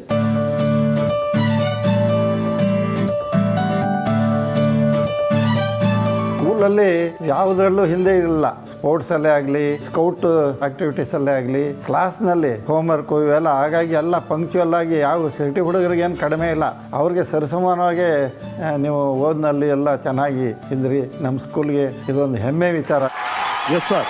ನಾನು ವಿದ್ಯಾವರ್ಧಕ ಹೈಸ್ಕೂಲ್ನಲ್ಲಿ ವಿದ್ಯಾರ್ಥಿ ಆಗಿದ್ದಾಗ ಇವರು ಮೇಷ್ಟ್ರು. ರೈಟ್. ಆವಾಗ ನಿಮ್ಮ ಫೇವರೇಟ್ ಸಬ್ಜೆಕ್ಟ್ಸ್ ಏನಿತ್ತು ಸರ್? ನನಗೆ ಬಹಳ ಇಷ್ಟವಾದಂಥ subject mathematics, science subject. Sports ಎಲ್ಲ ಆಟಗಳಲ್ಲೂ ಭಾಗವಹಿಸ್ತಿದ್ದೆ ನಾನು. ಸರಿ. ನಾನು ಸೇರಿಸ್ಕೊಳ್ದಿರೋ ಜಗಳ ಆಡ್ತಿದ್ದೆ. ಹಾಕಿ, ಅಥ್ಲೆಟಿಕ್ಸು, ಕಬಡ್ಡಿ, ಫುಟ್ಬಾಲು, ಕ್ರಿಕೆಟ್ ಎಲ್ಲ ಆಟಗಳಿಗೂ ಹೋಗುವೆ. ಮತ್ತೆ ಯಾವುದನ್ನು ಒಂದರಲ್ಲೂ ಕೂಡ ನಾನು ಒಳ್ಳೆ ಆಟಗಾರನಾಗ್ಲಿಲ್ಲ. ಅದು ಓದ್ನಲ್ಲಿ ಇಡೀ ಹೈಸ್ಕೂಲ್ನಲ್ಲಿ ಮತ್ತೆ ಪ್ರೈಮರಿ ಸ್ಕೂಲ್ನಲ್ಲಿ I was number 1 till SSLC. Right sir. ನಮ್ಮ PT ಮಾಸ್ಟ್ರು ನಿಮ್ಮನ್ನು ಭೇಟಿ ಮಾಡಕ್ ಬಂದಿದ್ದಾರೆ, ಬನ್ನಿ. ಎಲ್ಲಿ ಪಾಪಣ್ಣವ್ರು ಬಂದಿದ್ದಾರ?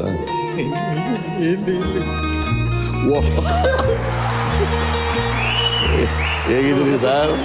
ಎಲ್ಲ ದೇವರ ಆಶೀರ್ವಾದದಿಂದ, ನಿಮ್ಮೆಲ್ಲರ ಆಶಯದಿಂದ ಚೆನ್ನಾಗಿದೆ. ಚೆನ್ನಾಗಿದ್ದೀರಾ? ಕೋರ್ಟಿಗೆ ಹೋಗ್ತಾ ಇಲ್ಲ ಅಷ್ಟೇ. ಹೋಗಲ್ವಾ? ಇಲ್ಲ. 87. ಹೌದಾ? 87 ನಿಮ್ಗೆ? Wow sir, wow. PT teacher ಆಗಿದ್ರಲ್ಲ, ಅದರಿಂದ ಒಳ್ಳೆ ಫಿಟ್ ಆಗಿದ್ರು. ಬಹಳ ಖುಷಿ ಆಯ್ತು. ಬಂದಿದ್ದು, ಬನ್ನಿ ಸ್ವಲ್ಪ ಈ ಕ್ಯಾಮರಾಗೆ.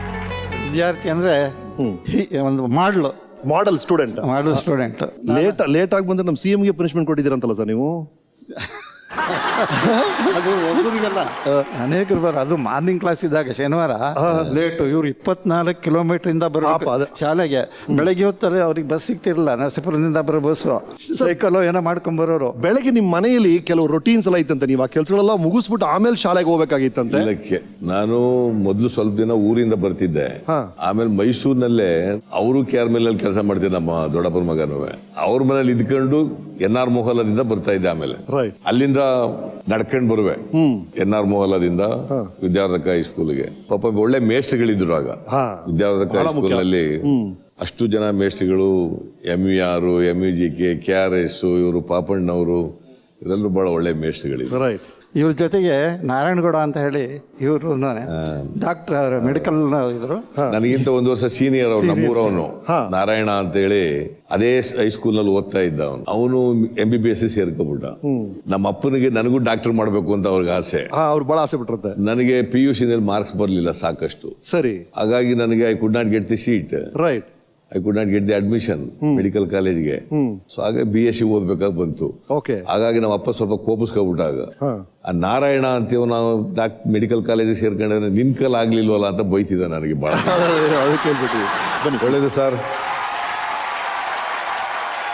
ಆಗ ಓದೋದು ಬಿಟ್ಟು ಆಟ ಆಡೋದು ಬಿಟ್ರೆ ಬೇರೆ ಏನು ಇರ್ತಿರ್ಲಿಲ್ಲ. ಆ ಓದಬೇಕು ಅಂತಕ್ಕಂಥ ಮನದಾಸೆ ಇದೆಯಲ್ಲ, ಓದ್ಲೇಬೇಕು, ನಾನು ಏನಾದ್ರು ಆಗ್ಲೇಬೇಕು ಅಂತಕ್ಕಂಥದ್ದು ನನಗೆ ಮೊದಲಿಂದಲೂ ಕೂಡ ಅದಿತ್ತು. ಹಾಗಾಗಿ ಎಷ್ಟೇ ತೊಂದರೆಗಳಿದ್ರು ಕೂಡ ಅದನ್ನು ಸಹಿಸ್ಕೊಂಡು ಓದ್ತಕ್ಕಂಥದ್ದನ್ನ ಮಾಡ್ತಾ ಇದ್ದೆ.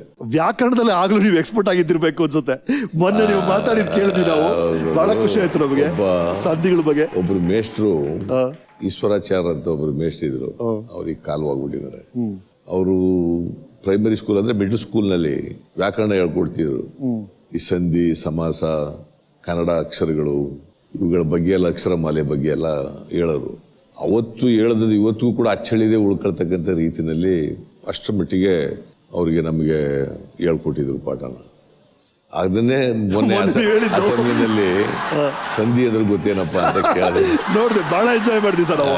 ಆಗಮ ಸಂಧಿ ಅಂತ ಹೇಳಿದ್ದು, ಸ್ವರ ಸಂಧಿ, ಬಹಳ ಖುಷಿ ಆಯ್ತು ಸರ್. ನನಗೆ ಬಹಳ ಪರ್ಸನಲಿ ಇಷ್ಟ ಆಗಿತ್ತು ಸರ್. ನೀವು ಮುಖ್ಯಮಂತ್ರಿ ಅಧಿಕಾರ ಸ್ವೀಕಾರ ಮಾಡಿದ ತಕ್ಷಣ ನೀವು ದೇವಸ್ಥಾನಕ್ಕೆ ಹೋಗ್ಲಿಲ್ಲ, ಬೇರೆ ಎಲ್ಲೂ ಹೋಗ್ಲಿಲ್ಲ, ಸ್ಟ್ರೈಟ್ ಸಾಹಿತಿಗಳು ಮನೆಗೆ ಹೋದ್ರಿ, ನಿಮ್ ಗೌರವ ತಿಳಿಸಿದ್ರಿ. ನಿಮ್ಮ ಈ ಕನ್ನಡ ಪ್ರೇಮ, ನಮ್ಮ ನುಡಿ ಬಗ್ಗೆ ಇರುವಂತ ನಿಮ್ಮ ಗೌರವ ನಮ್ಗೆಲ್ಲ ಬಹಳ ಇಷ್ಟ ಆಗುತ್ತೆ. ಅದ್ರ ಬಗ್ಗೆ ಮಾತಾಡೋಣ. ಊರುಗಳ ಹೆಸರನ್ನ ಕನ್ನಡಕ್ಕೆ ಬದಲಾಯಿಸಿದ್ರಿ. ನನಗೆ ಕನ್ನಡ ಭಾಷೆ ಬಗ್ಗೆ, ಬಿಕಾಸ್ ಅದು ನಮ್ಮ ತಾಯಿ ಭಾಷೆ, ಎಸ್, ಮಾತೃಭಾಷೆ. ಆ ಭಾಷೆಯನ್ನ ಪ್ರತಿಯೊಬ್ಬರು ಕೂಡ ಪ್ರೀತಿಸ್ಬೇಕು. ಯಾವುದೇ ಮಾತೃಭಾಷೆ ಆಗಿರಲಿ ಪ್ರೀತಿಸ್ಬೇಕು, ಗೌರವಿಸ್ಬೇಕು, ಅಭಿಮಾನ ಇಟ್ಕೋಬೇಕು. ಮತ್ತೆ ಈ ನಾಡಿನ ಭಾಷೆ ನೆಲದ ಭಾಷೆ, ಅದಕ್ಕೆ ಗೌರವ ಕೊಡ್ತಕ್ಕಂಥದ್ದು. ಅದಕ್ಕೆ ನಾವು ಪ್ರೈಮರಿ ಶಾಲೆ ಕೂಡ ಕನ್ನಡ ಮಾಧ್ಯಮದಲ್ಲೇ ನಡಿಬೇಕು ಅಂತಕ್ಕಂಥದ್ದು. ಹಾಗಾಗಿ ಮೊದಲಿನಿಂದ ನನಗೆ ಭಾಷೆ ಬಗ್ಗೆ ಇದೆ. ಮತ್ತೆ ಅದಕ್ಕೆ ಬಹುಶಃ ನನಗೆ ರಾಮಕೃಷ್ಣ ಹೆಗಡೆಯವರು ಕನ್ನಡ ಕಾವಲು ಸಮಿತಿ, ನಾನೇ ಮೊದಲನೇ ಕನ್ನಡ ಕಾವಲು ಸಮಿತಿ ಅಧ್ಯಕ್ಷ. ರಾಮಕೃಷ್ಣ ಹೆಗಡೆಯವರು ಮುಖ್ಯಮಂತ್ರಿ ಆಗಿದ್ದಾಗ ನನಗೆ ಮಾಡಿದ್ರು. ಹಂಗಾಗಿ ಇವತ್ತಿಗೂ ಕೂಡ ನನಗೆ ಸಾಹಿತಿಗಳ ಬಗ್ಗೆ, ಸಾಹಿತ್ಯದ ಬಗ್ಗೆ ಅಭಿರುಚಿ ಇದೆ, ಗೌರವ ಇದೆ, ಅಭಿಮಾನ ಇದೆ. ಸೊ ಅದು ಈಗಲೂ ಮುಂದುವರ್ಕೊಂಡು ಹೋಗ್ತಾ ಇದೆ. ಸರ್, ಒಂದೊಂದು ವಯಸ್ಸಲ್ಲಿ ಒಂದೊಂದು ವಿಷಯ ನಮ್ಮ ಹೃದಯ ಬಡಿತವನ್ನ ಹೆಚ್ಚಿಸುತ್ತೆ. ಹೈಸ್ಕೂಲ್ ಲೆವೆಲಲ್ಲಿ ಹಾರ್ಟ್ ರೇಸ್ ಆಗಿ ಇನ್ನೇನೋ ಒಂದು ಕಾರಣ ಇರುತ್ತೆ. ಈ ಕಾಲೇಜ್ ಲೆವೆಲ್ ಬಂದಾಗ ಹಾರ್ಟ್ ಬೇರೆ ಯಾವುದೋ ಕಾರಣಕ್ಕೆ ರೇಸ್ ಆಗುತ್ತೆ. ಈಗ ಈ ಪೊಸಿಷನಲ್ಲಿ ನಿಮ್ಗೆ ಈಗಲೂ ಎಕ್ಸೈಟ್ ಆಗುತ್ತಿರೋ ವಿಷಯ, ನಿಮಗೆ ಬಹಳ ತೃಪ್ತಿ ಕೊಡುವಂಥ ವಿಷಯ ಯಾವ್ದು ಸರ್? ಚಿಕ್ಕ ಹುಡುಗ ಆಗಿದ್ದಾಗ 2 ಘಟನೆಗಳು ನನ್ನ ಮೇಲೆ ದೊಡ್ಡ ಪರಿಣಾಮ ಬೀರುದು. ನಮ್ಮ ಊರಿನಲ್ಲಿ ಬಹಳ ಜನರಿಗೆ ಕುಷ್ಕಿ ಜಮೀನು ಇರ್ತಿದ್ದದು, ಕೆಲವೇ ಜನರಿಗೆ ಮಾತ್ರ ತರಿ ಜಮೀನು ಇರ್ತಿದ್ದವು. ಯಾರ ಮನೆಯಲ್ಲಿ ಭತ್ತ ಬೆಳೀತಾ ಇದ್ರು ಅವ್ರ ಮನೆಯಲ್ಲಿ ಆಗಾಗ್ಗೆ ಅನ್ನ ಮಾಡ್ಕೊಂಡು ಊಟ ಮಾಡೋರು. ಈ ಕುಷ್ಕಿ ಜಮೀನವರು ಯಾರು ಇರ್ತಿದ್ರು ಅವ್ರ ಹಬ್ಬ ಹರಿದಿನಗಳಿಗೆ ಮಾತ್ರ, ನೆಂಟರುಗಳು ಬಂದ್ರೆ ಮಾತ್ರ ಅನ್ನ ಮಾಡೋರು ಮನೆಯಲ್ಲಿ.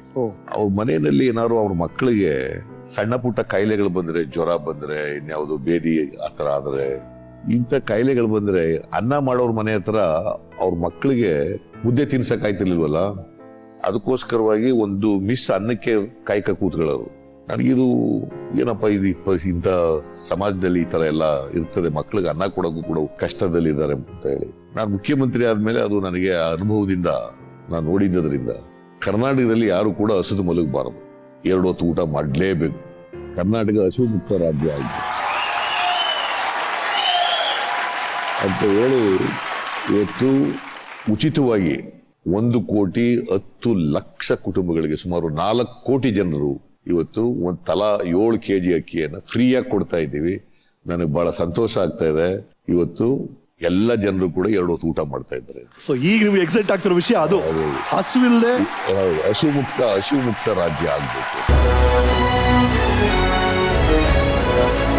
Welcome back. ಇದು Oppo camera phone weekend with Ramesh season 3 co-powered by Dollar big Boss fragrance partner, Fort perfume body spray special partner, close up. ಮುಖ್ಯಮಂತ್ರಿಗಳ ಜೊತೆ ಮಾತುಕತೆಯಲ್ಲಿದ್ದೀನಿ. ಸರ್, ನಿಮ್ಮ ಕಾಲೇಜ್ ಡೇಸ್ ಹೇಗಿತ್ತು ಅಂತ ನೋಡೋಣ ನಮ್ಮ ವೀಕೆಂಡ್ ಟೆಂಟಲ್ಲಿ. ನಾನು ಸಿದ್ದರಾಮಯ್ಯನವರು PUCಯಿಂದ ಒಂದೇ ಕಾಲೇಜ್ನಲ್ಲಿ ಓದಿದವರು. ಬೇರೆ ಎಲ್ಲ ಹುಡುಗರಿಗಿಂತಲೂ ಒಂದು ಸ್ವಲ್ಪ ವಿಭಿನ್ನವಾಗೇ ಇದ್ದರು. ಸಿಸ್ಟಮ್ ಆಗಿ ಬರ್ತಿದ್ರು, ಇನ್ಸರ್ಟ್ ಮಾಡ್ಕೊಂಡು ಬರ್ತಿದ್ರು ಯಾವಾಗಲೂ. ಆಮೇಲೆ ಅವಾಯ್ ಚಪ್ಪಲಿ ಹಾಕೊಳ್ತಾ ಇದ್ರು, ಆಗ ನಡ್ಕೊಂಡೇ ಬರ್ತಾಯಿದ್ರು ಜೊತೆಲಿ. ಆ ಕ್ರಿಕೆಟ್ ಆಸೆ ಅಂತೂ ಭಾಳಷ್ಟು ಇವರಿಗೆ. ಆಮೇಲೆ ನಾನು ಗಮನಿಸಿದ್ದು ಫುಟ್ಬಾಲ್, ಇದನ್ನು ಭಾಳ ಆಸಕ್ತಿ ಅವರಿಗೆ. ನಾವು ಸಾಮಾನ್ಯವಾಗಿ ಎಲ್ಲ ಮೇಸ್ಟ್ ಟೀಚರ್ಗಳು ಕ್ಲಾಸ್ಗೂ ಹೋಗ್ತಾಯಿದ್ವಿ. ಅವರು ಮಾತ್ರ ಸೆಲೆಕ್ಟಿವ್ ಕ್ಲಾಸ್ಗಳಿಗೆ ಹೋಗ್ತಾಯಿದ್ರು. ಅದರಲ್ಲೂ ಸೋಷಿಯಲ್ ಸೈನ್ಸ್ಗಂತೂ ಅವರು ಸಾಮಾನ್ಯವಾಗಿ ಬರ್ತಾನೆ ಇರಲಿಲ್ಲ. ನಮ್ಮನ್ನೇ ಬೈತಿದ್ರು, ಯಾಕೋ ಈ ಕ್ಲಾಸ್ ಹೋಗ್ತೀಯೇ, ಏನು ಅಲ್ಲಿ ನೀನೇ ಓದ್ಕೊಂಡು ಆಗ್ತಿಲ್ವೇನೋ ಅನ್ನೋ ಥರದಲ್ಲಿ ಅವರು ಇದ್ರು. ಬುದ್ಧಿವಂತ ಮಾತ್ರ. ಓದ್ತಾ ಇದ್ದಂಥ ಸಂದರ್ಭದಲ್ಲಿ ನಾನು ಪೋಸ್ಟ್ ಆಫೀಸ್ ಡಿಪಾರ್ಟ್ಮೆಂಟಲ್ಲಿ ಕುಳಿತಿರ್ಬೇಕಾದ್ರೆ ಒಂದು ಪಾರ್ಸಲ್ ಬಂತು. ಆ ರಿಜಿಸ್ಟರ್ ಪಾರ್ಸಲ್ ಬಂದಾಗ ಅದು ಒಡೆದೋಗ್ಬಿಟ್ಟಿತ್ತು.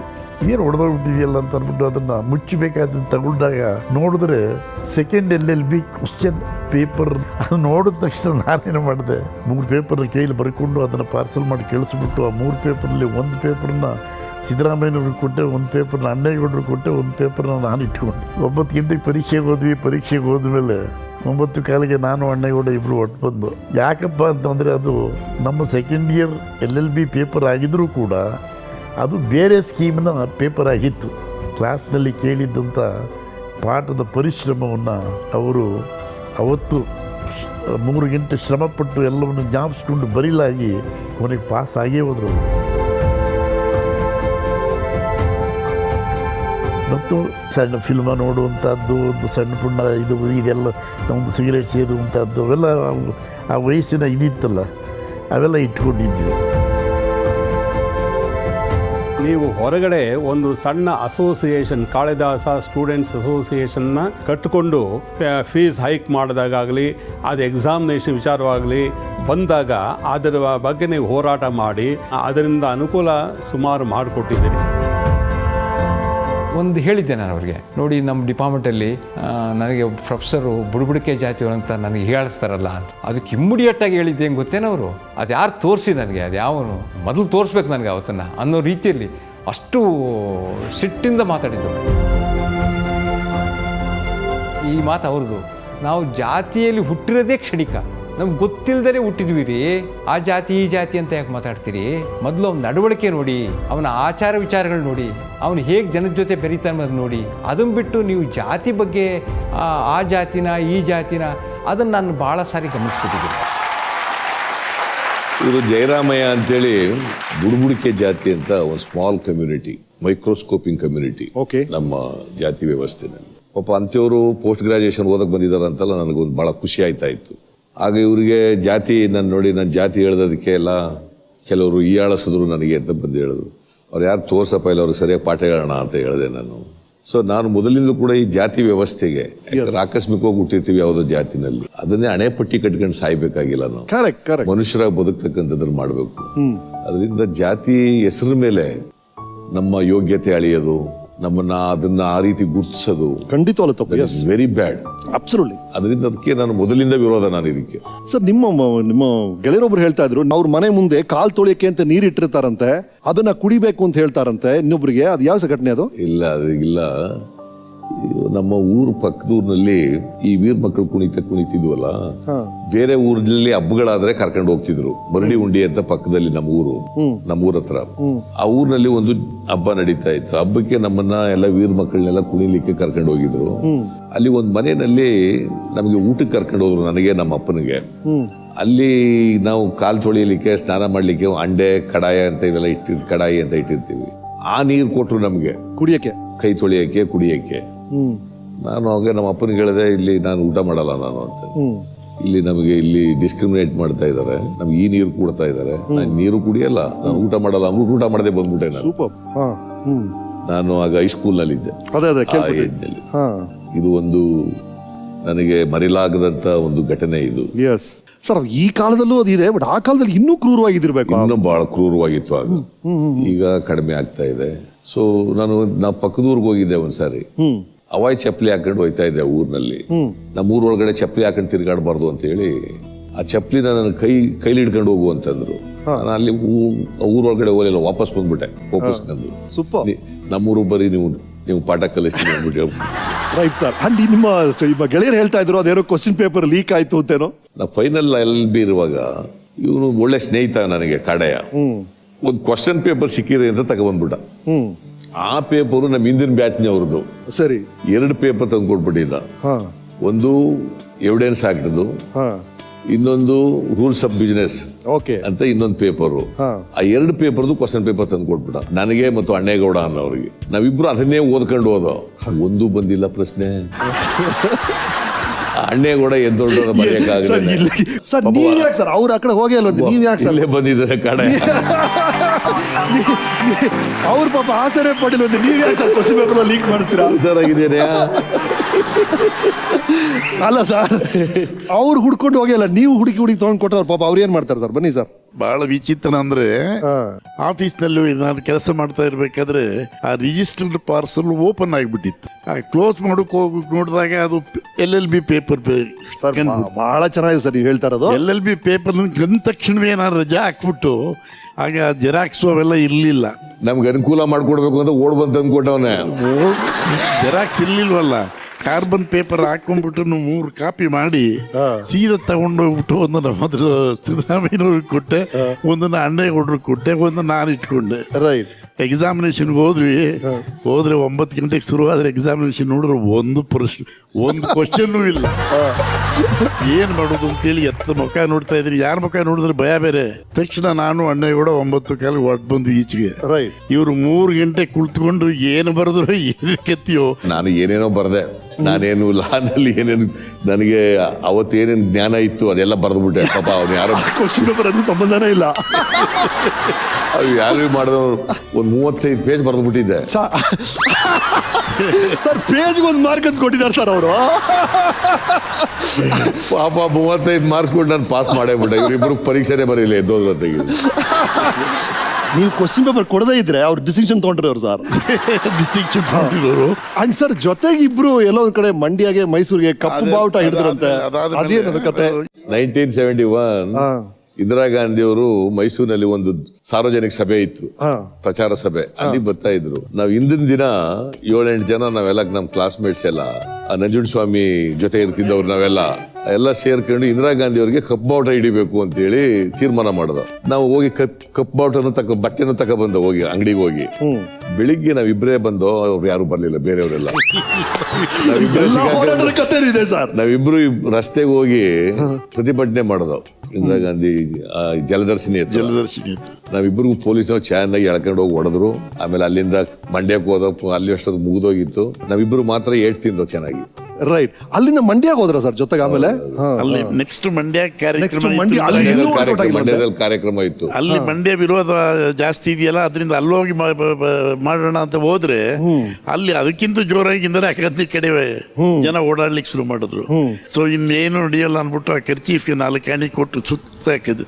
ಕರ್ಚೀಫ್ ಮಾಡ್ಕೊಂಡ್ಬಿಟ್ರು, ಅದನ್ನ ಹೊಲ್ಸ್ಕೊಂಡ್ಬಿಟ್ಟು ಕರ್ಚೀಫ್ ಮಾಡಿ ಇಟ್ಕೊಂಡು ಕಪ್ಪು ಬಾಟ ಕಪ್ಪು ಕರ್ಚೀಫ್ ಆಯ್ತಾ ಮಾಡಿಬಿಟ್ಟು ಮಸಾಲೆ ದೋಸೆ ತಿನ್ಕೊಂಡು ಅವರು ಮೈಸೂರಿಗೆ ಹೋದ್ರು. ನಾನು ಹಳ್ಳಿಗೆ ಬಂದೆ. ಆ ಪಕ್ಷದಲ್ಲಿ ಬಂದ ದೊಡ್ಡ ಮಹಾನುಭಾವನಾಗಿ ಸಿಎಂ ಆಗಿ ನಿಂತಿರ್ತಕ್ಕಂಥ ಇರಬೇಕಾದ್ರೆ ಅವ್ರು ನಾವು ಅದೃಷ್ಟ ಅಂತೀವಿ, ಅವರು ಪರಿಶ್ರಮ ಅಂತಾರೆ. ಆ ಪರಿಶ್ರಮದ ಫಲ ಇವತ್ತು ಅವರು ಆ ಪಕ್ಷದಲ್ಲಿ ಮೇರು ಪರ್ವತವಾಗಿ ಬೆಳೆದಿರೋದು ಅಷ್ಟೇ ಅಲ್ಲ, ಯಾರೂ ಕೂಡ ಅವ್ರನ್ನ ವಿರೋಧ ಮಾಡುವ ಶಕ್ತಿಯನ್ನು ಒಂದೇ ಇಲ್ಲ ಅನ್ನೋ ಮಟ್ಟಕ್ಕೆ ಬೆಳೆದು ನಿಂತಿದ್ದಾರಲ್ಲ, ಅದು ಹೃದಯ ತುಂಬಿ ಬರ್ತದೆ. ಅದು ಹೃದಯ ತುಂಬಿ ಬರ್ತಾ ಇದೆ. Thank you very much. Thank you sir. Thank you.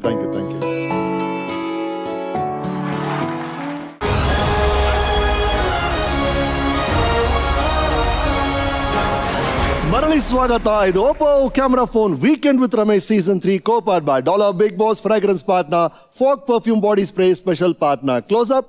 I'm in conversation with the Honorable Chief Minister of Karnataka. Sir, ಮೊದಲಿಂದಾನು ನಿಮ್ಮ ನೇರವಾದ ಮಾತು ನೋಡಿ, ಈಗಲೂ ಜನಕ್ಕೆ ನೀವು ಆ ಥರ ಮಾತಾಡಿದಾಗಲ್ಲ ಜನ ಚಪ್ಪಾಳೆ ತರ್ತಾರೆ. ಬಹಳ ಇಷ್ಟ ಆಗುತ್ತೆ ಜನಕ್ಕೆ. ದೊಡ್ಡ ಪ್ಲಸ್ ಪಾಯಿಂಟ್ ಆಗಿದ್ದೆ ಅದು ಅನ್ಸುತ್ತೆ. ನೀವು ಇನ್ನು ನನಗೆ ಹಳ್ಳಿ ಸೊಗಡು ಅದು ಈಗ ಹಂಗೇ ಉಳ್ಕೊ ಬಂದ್ಬಿಟ್ಟಿದೆ. ನಾನು ಬದಲಾವಣೆ ಮಾಡ್ಕೊಳಕ್ ಪ್ರಯತ್ನ ಮಾಡ್ಲಿಲ್ಲ. ಹೊಸ ಜನಗಳು ಕೂಡ ಅದನ್ನ ಅಕ್ಸೆಪ್ಟ್ ಮಾಡ್ಕೊಬಿಟ್ಟಿದ್ದಾರೆ. ಹಾಗಾಗಿ ನಾನು ಯಾರು ತಪ್ಪು ತಿಳ್ಕೊಳಕ್ ಹೋಗಲ್ಲ. ಅಸೆಂಬ್ಲಿನಲ್ಲಿ ಸಿಂಗುಲರ್ ಅಲ್ಲಿ ಮಾತಾಡ್ಬಿಡ್ತೀನಿ. ಯಾರಿಗೆ ಸ್ವಲ್ಪ ಆತ್ಮೀಯತೆ ಇರ್ತದೆ ಅವ್ರ ಜೊತೆಲೆಲ್ಲ ಸಿಂಗುಲರ್ ಅಲ್ಲೇ ಮಾಡ್ತೀನಿ. ನಾನು ಸಿಂಗುಲರ್ ಅಲ್ಲೇ ಮಾತಾಡಿ ಅಂತ ಹೇಳ್ತೀನಿ ನಾನು. ಅದರಿಂದ ಯಾವಲಾರು ಅನಾನುಕೂಲ ಆಗಿದೆಯಾ ಸರ್ ನಿಮಗೆ? ಮೇನ್ ಅನಾನುಕೂಲ ಆಗಿಲ್ಲ. ಅದರಿಂದ ನನ್ಗೆ ಖುಷಿ ಆಗ್ತದೆ. ಯಾಕೆ ನಾನು ಅಟ್ಲೀಸ್ಟ್ ಹೆಂಗಿದ್ದೆ ನಾನು ಅದೇ ತರ ಬದಲಾವಣೆ ಆಗಿಲ್ಲ. ಎಸ್ ಸರ್, ನಿಮ್ಮ ಮುಂದಿನ ಹಂತಕ್ಕೆ ಹೋಗೋಣ. ಅಲ್ಲಿಂದ ನೀವು ಲಾಯರ್ ಆಗ್ತೀರಿ, ಲಾ ಓದ್ತೀರಿ. ಆ ಲಾ ದಿನಗಳ ಬಗ್ಗೆ ನಮ್ಮ ವೀಕೆಂಡ್ ಟೆಂಟ್ ಏನ್ ಹೇಳುತ್ತೆ ನೋಡೋಣ. ನಮಸ್ಕಾರ ಗುರುಗಳಿಗೆ. ನಮಸ್ಕಾರ ಸಿದ್ದರಾಮಯ್ಯನವರೇ. ನಮಸ್ಕಾರ ಸನ್ಮಾನ್ಯ ಸಿದ್ದರಾಮಯ್ಯನವರೇ. Hello mister Siddu. ನಮಸ್ಕಾರ ಸಿದ್ದರಾಮಯ್ಯ. ಹಲೋ ಸಿದ್ದರಾಮ, ಹೇಗಿದೆಯಪ್ಪ? ಅದಲ್ಲೂ 10 ವರ್ಷ ನಾವು ಜೊತೆಲಿದ್ದವರಪ್ಪ ಕೋರ್ಟಲ್ಲಿ. ಸಾಯಂಕಾಲ ತಮಾಷೆ ನಗ್ತಾ ಇರ್ತಿದ್ದಿಲ್ಲ. ಅದೇ ತರ ಲೋ ಮಾಮ ಅಂತ ಕರಿತೀಯ, ಅದೇ ಬಹಳ ಹಿತವಾಗಿರೋದು ನನಗೆ. ತಾವು ತಮ್ಮ ಕರ್ತವ್ಯಗಳನ್ನು ಕೋರ್ಟ್ನಲ್ಲಿ ಮುಗಿಸ್ಕೊಂಡು ಪ್ರತಿದಿನ ನಮ್ಮ ಕ್ಲಾಸ್ಗಳನ್ನ ತಗೊಳ್ಳಿಕ್ಕೆ ತಾವು ಕಾಲೇಜಿಗೆ ಬರ್ತಾ ಇದ್ರಿ. ತಾವು ಬೋಧನೆ ಮಾಡುವಾಗ ಎಷ್ಟು ಗಾಂಭೀರ್ಯದಿಂದ ಎಷ್ಟು ಸ್ಪಷ್ಟವಾಗಿ ಮಾಡ್ತಿದ್ರಿ ಅಂತ ಹೇಳಿದ್ರೆ ಯಾವ ವಿದ್ಯಾರ್ಥಿನೂ ಸಹ ಮಾತಾಡ್ತಿರ್ಲಿಲ್ಲ. ಆ ಕೊನೆ ಬೆಂಚಲ್ಲಿ ಕೂತಂತವರು ಸಹ ಅಷ್ಟೇ ಆಸಕ್ತಿಯಿಂದ. ಕಾಲೇಜಲ್ಲಿ 3 ವರ್ಷ ಪಾಠ ಮಾಡಕ್ ಹೋಗ್ತಾ ಇದ್ದೆ. ಈವ್ನಿಂಗ್ ಕಾಲೇಜ್ ಕಾಲೇಜಿಗೆ. ಆಗ ನಾನು ನೀವು ಸಹೋದ್ಯೋಗಿಗಳಾಗಿದ್ವಿ. ಪ್ರತಿ ದಿವಸ ಸುಮಾರು 10 ಕಾಲರ ಒಂದು ದಿನನಿತ್ಯದ ಕ್ರಮ ಇದು. ಬನ್ನಿ ಮೇಷ್ಟ್ರೆ 1/2 ಟೀ ಕುಡಿಯೋಣ ಎದುರುಗಡೆ ಕ್ಯಾಂಟೀನ್ ಅಲ್ಲಿ ಅಂತ ಕರ್ಕೊಂಡು ಹೋಗೋರಿ. ನೀವು ನೆನಪಿರ್ಬೇಕಲ್ವೇ ನಿಮ್ಗೆ? ಒಂದು ವಿಚಾರ ಏನು ಅಂದರೆ, ನಾನು ಬಹಳ ಕೋಪಿಷ್ಟ, ಅವನು ಸಹ ಬಹಳ ಕೋಪಿಷ್ಟ. ಒಂದ್ಸಲ ನನಗೆ ಕೋಪ ಬಂದ್ಬಿಟ್ಟು ನಾನು ಅವನ ಕಪಾಲಕ್ಕೂ ಹೊಡೆದ್ಬಿಟ್ಟಿದ್ದೆ. ಅದು ಅವನು ಅದನ್ನು ಪರಿಗಣಿಸ್ತಿಲ್ಲೋ, ನಾನೇನಂತ ನೀನು ಹೊಡೆದು ನೀನು ಸತ್ತೇ ಹೋಗ್ತೀಯ ಕಣೋ ಅಂತ ಹೇಳ್ಬಿಟ್ಟು ತಮಾಷೆ ಮಾಡ್ದ. ಅದಾದ್ಮೇಲೆ ಒಂದು 10 ಗಂಟೆ ಕಾಲದಲ್ಲಿ ನಾನೆಲ್ಲ ನಡ್ಕೊಂಡು ಹೋಗ್ತಾ ಭಾರಸಿದ್ದಮ್ಮ ಜೊತೆಲೇ ಹೋಗೋಣ ಅಂತ ಜೊತೆಲೇ ಹೋದ್ವಿ. ಆ ಕ್ಷಣ ಮಾತ್ರ ಬಂದಿದ್ದಂಥ ಕೋಪ, ಆ ಕೋಪದಲ್ಲಿ ನಾವು ನಡ್ಕೊಂಡಿದ್ದನ್ನೆಲ್ಲ ನಾವು ಹಿಂದ್ಗುಟ್ಲೆ ಒಂದು 10-15 ನಿಮಿಷಲ್ಲೇ ಮಾರಿಸ್ಬಿಡ್ತಿದ್ವಿ. ಇವರ ಇನ್ನೊಂದು ಮುಖ ಏನು ಅಂದರೆ ಲಾಯರ್ ಆಗಿ ಯಾವಾಗಲೂ ಇವರು ಫೀಸ್ ಚಾರ್ಜ್ ಮಾಡಿದ್ದು ನಾನು ನೋಡಿರಲಿಲ್ಲ. ಪರ್ಟಿಕ್ಯುಲರ್ಲಿ ಬಡವರಾಗಲಿ ಅಥವಾ ದಲಿತರಾಗಲಿ ಕಷ್ಟ ಅಂತ ಬಂದರೆ ಅವ್ರ ಕೈಲಾದ ಸಹಾಯ ಮಾಡಿ ಕೇಸ್ ನಡೆಸಿ ಡಿಪಾರ್ಟ್ಮೆಂಟಲ್ ಆಫೀಸಸ್ ಹೋಗಿ ಅಲ್ಲೂ ಆದಷ್ಟು ಸಹಾಯ ಮಾಡಿ ಪ್ರತಿಯೊಂದು ವಿಚಾರದಲ್ಲೂ ಅವರಿಗೆ ಸಹಾಯ ಮಾಡ್ತಾ ಇದ್ರು. ಸಾಯಂಕಾಲದ ಹೊತ್ತಾದರೆ ಬಿಸಿ ಕಡಲೆಕಾಯಿ ಅದು ತೊಗೊಂಡು ನನ್ನ ಆಫೀಸಿಗೆ ಬರೋರು ಅಲ್ಲಿಂದ ಹೋಗಿ ಅವರ ರೂಮು ಮೆಡಿಕಲ್ ಕಾಲೇಜ್ ಹಾಸ್ಟೆಲ್ ಹಿಂದ್ಗಡೆ ಇತ್ತು, ಸಣ್ಣ ರೂಮು. ಅಲ್ಲಿವರೆಗೂ ನಾನು ಕರ್ಕೊಂಡು ಸ್ಕೂಟ್ರಲ್ಲಿ ಬಿಡ್ತಾ ಇದ್ದೆ. ಸ್ಕೂಟ್ರಲ್ಲಿ ನಿಂತ್ಕೊಂಡು ಬಿಡೋಕೆ ಮೊದಲು ಯಾವ್ದಾದ್ರು ರಾಜಕೀಯದ ಬಗ್ಗೆ, ಪರ್ಟಿಕ್ಯುಲರ್ಲಿ ಸೋಷಿಯಲಿಸಮು, ಕ್ಯಾಪಿಟಲಿಸಮು, ಕಮ್ಯುನಿಸಮು ಇದ್ರ ಬಗ್ಗೆ ಮಾತಾಡ್ತಾ ಇದ್ರು. ಯಾವಾಗಲೂ ಅವರು ಒಂದು ಚಿಂತಕ, ರಾಜಕೀಯ ಚಿಂತಕ.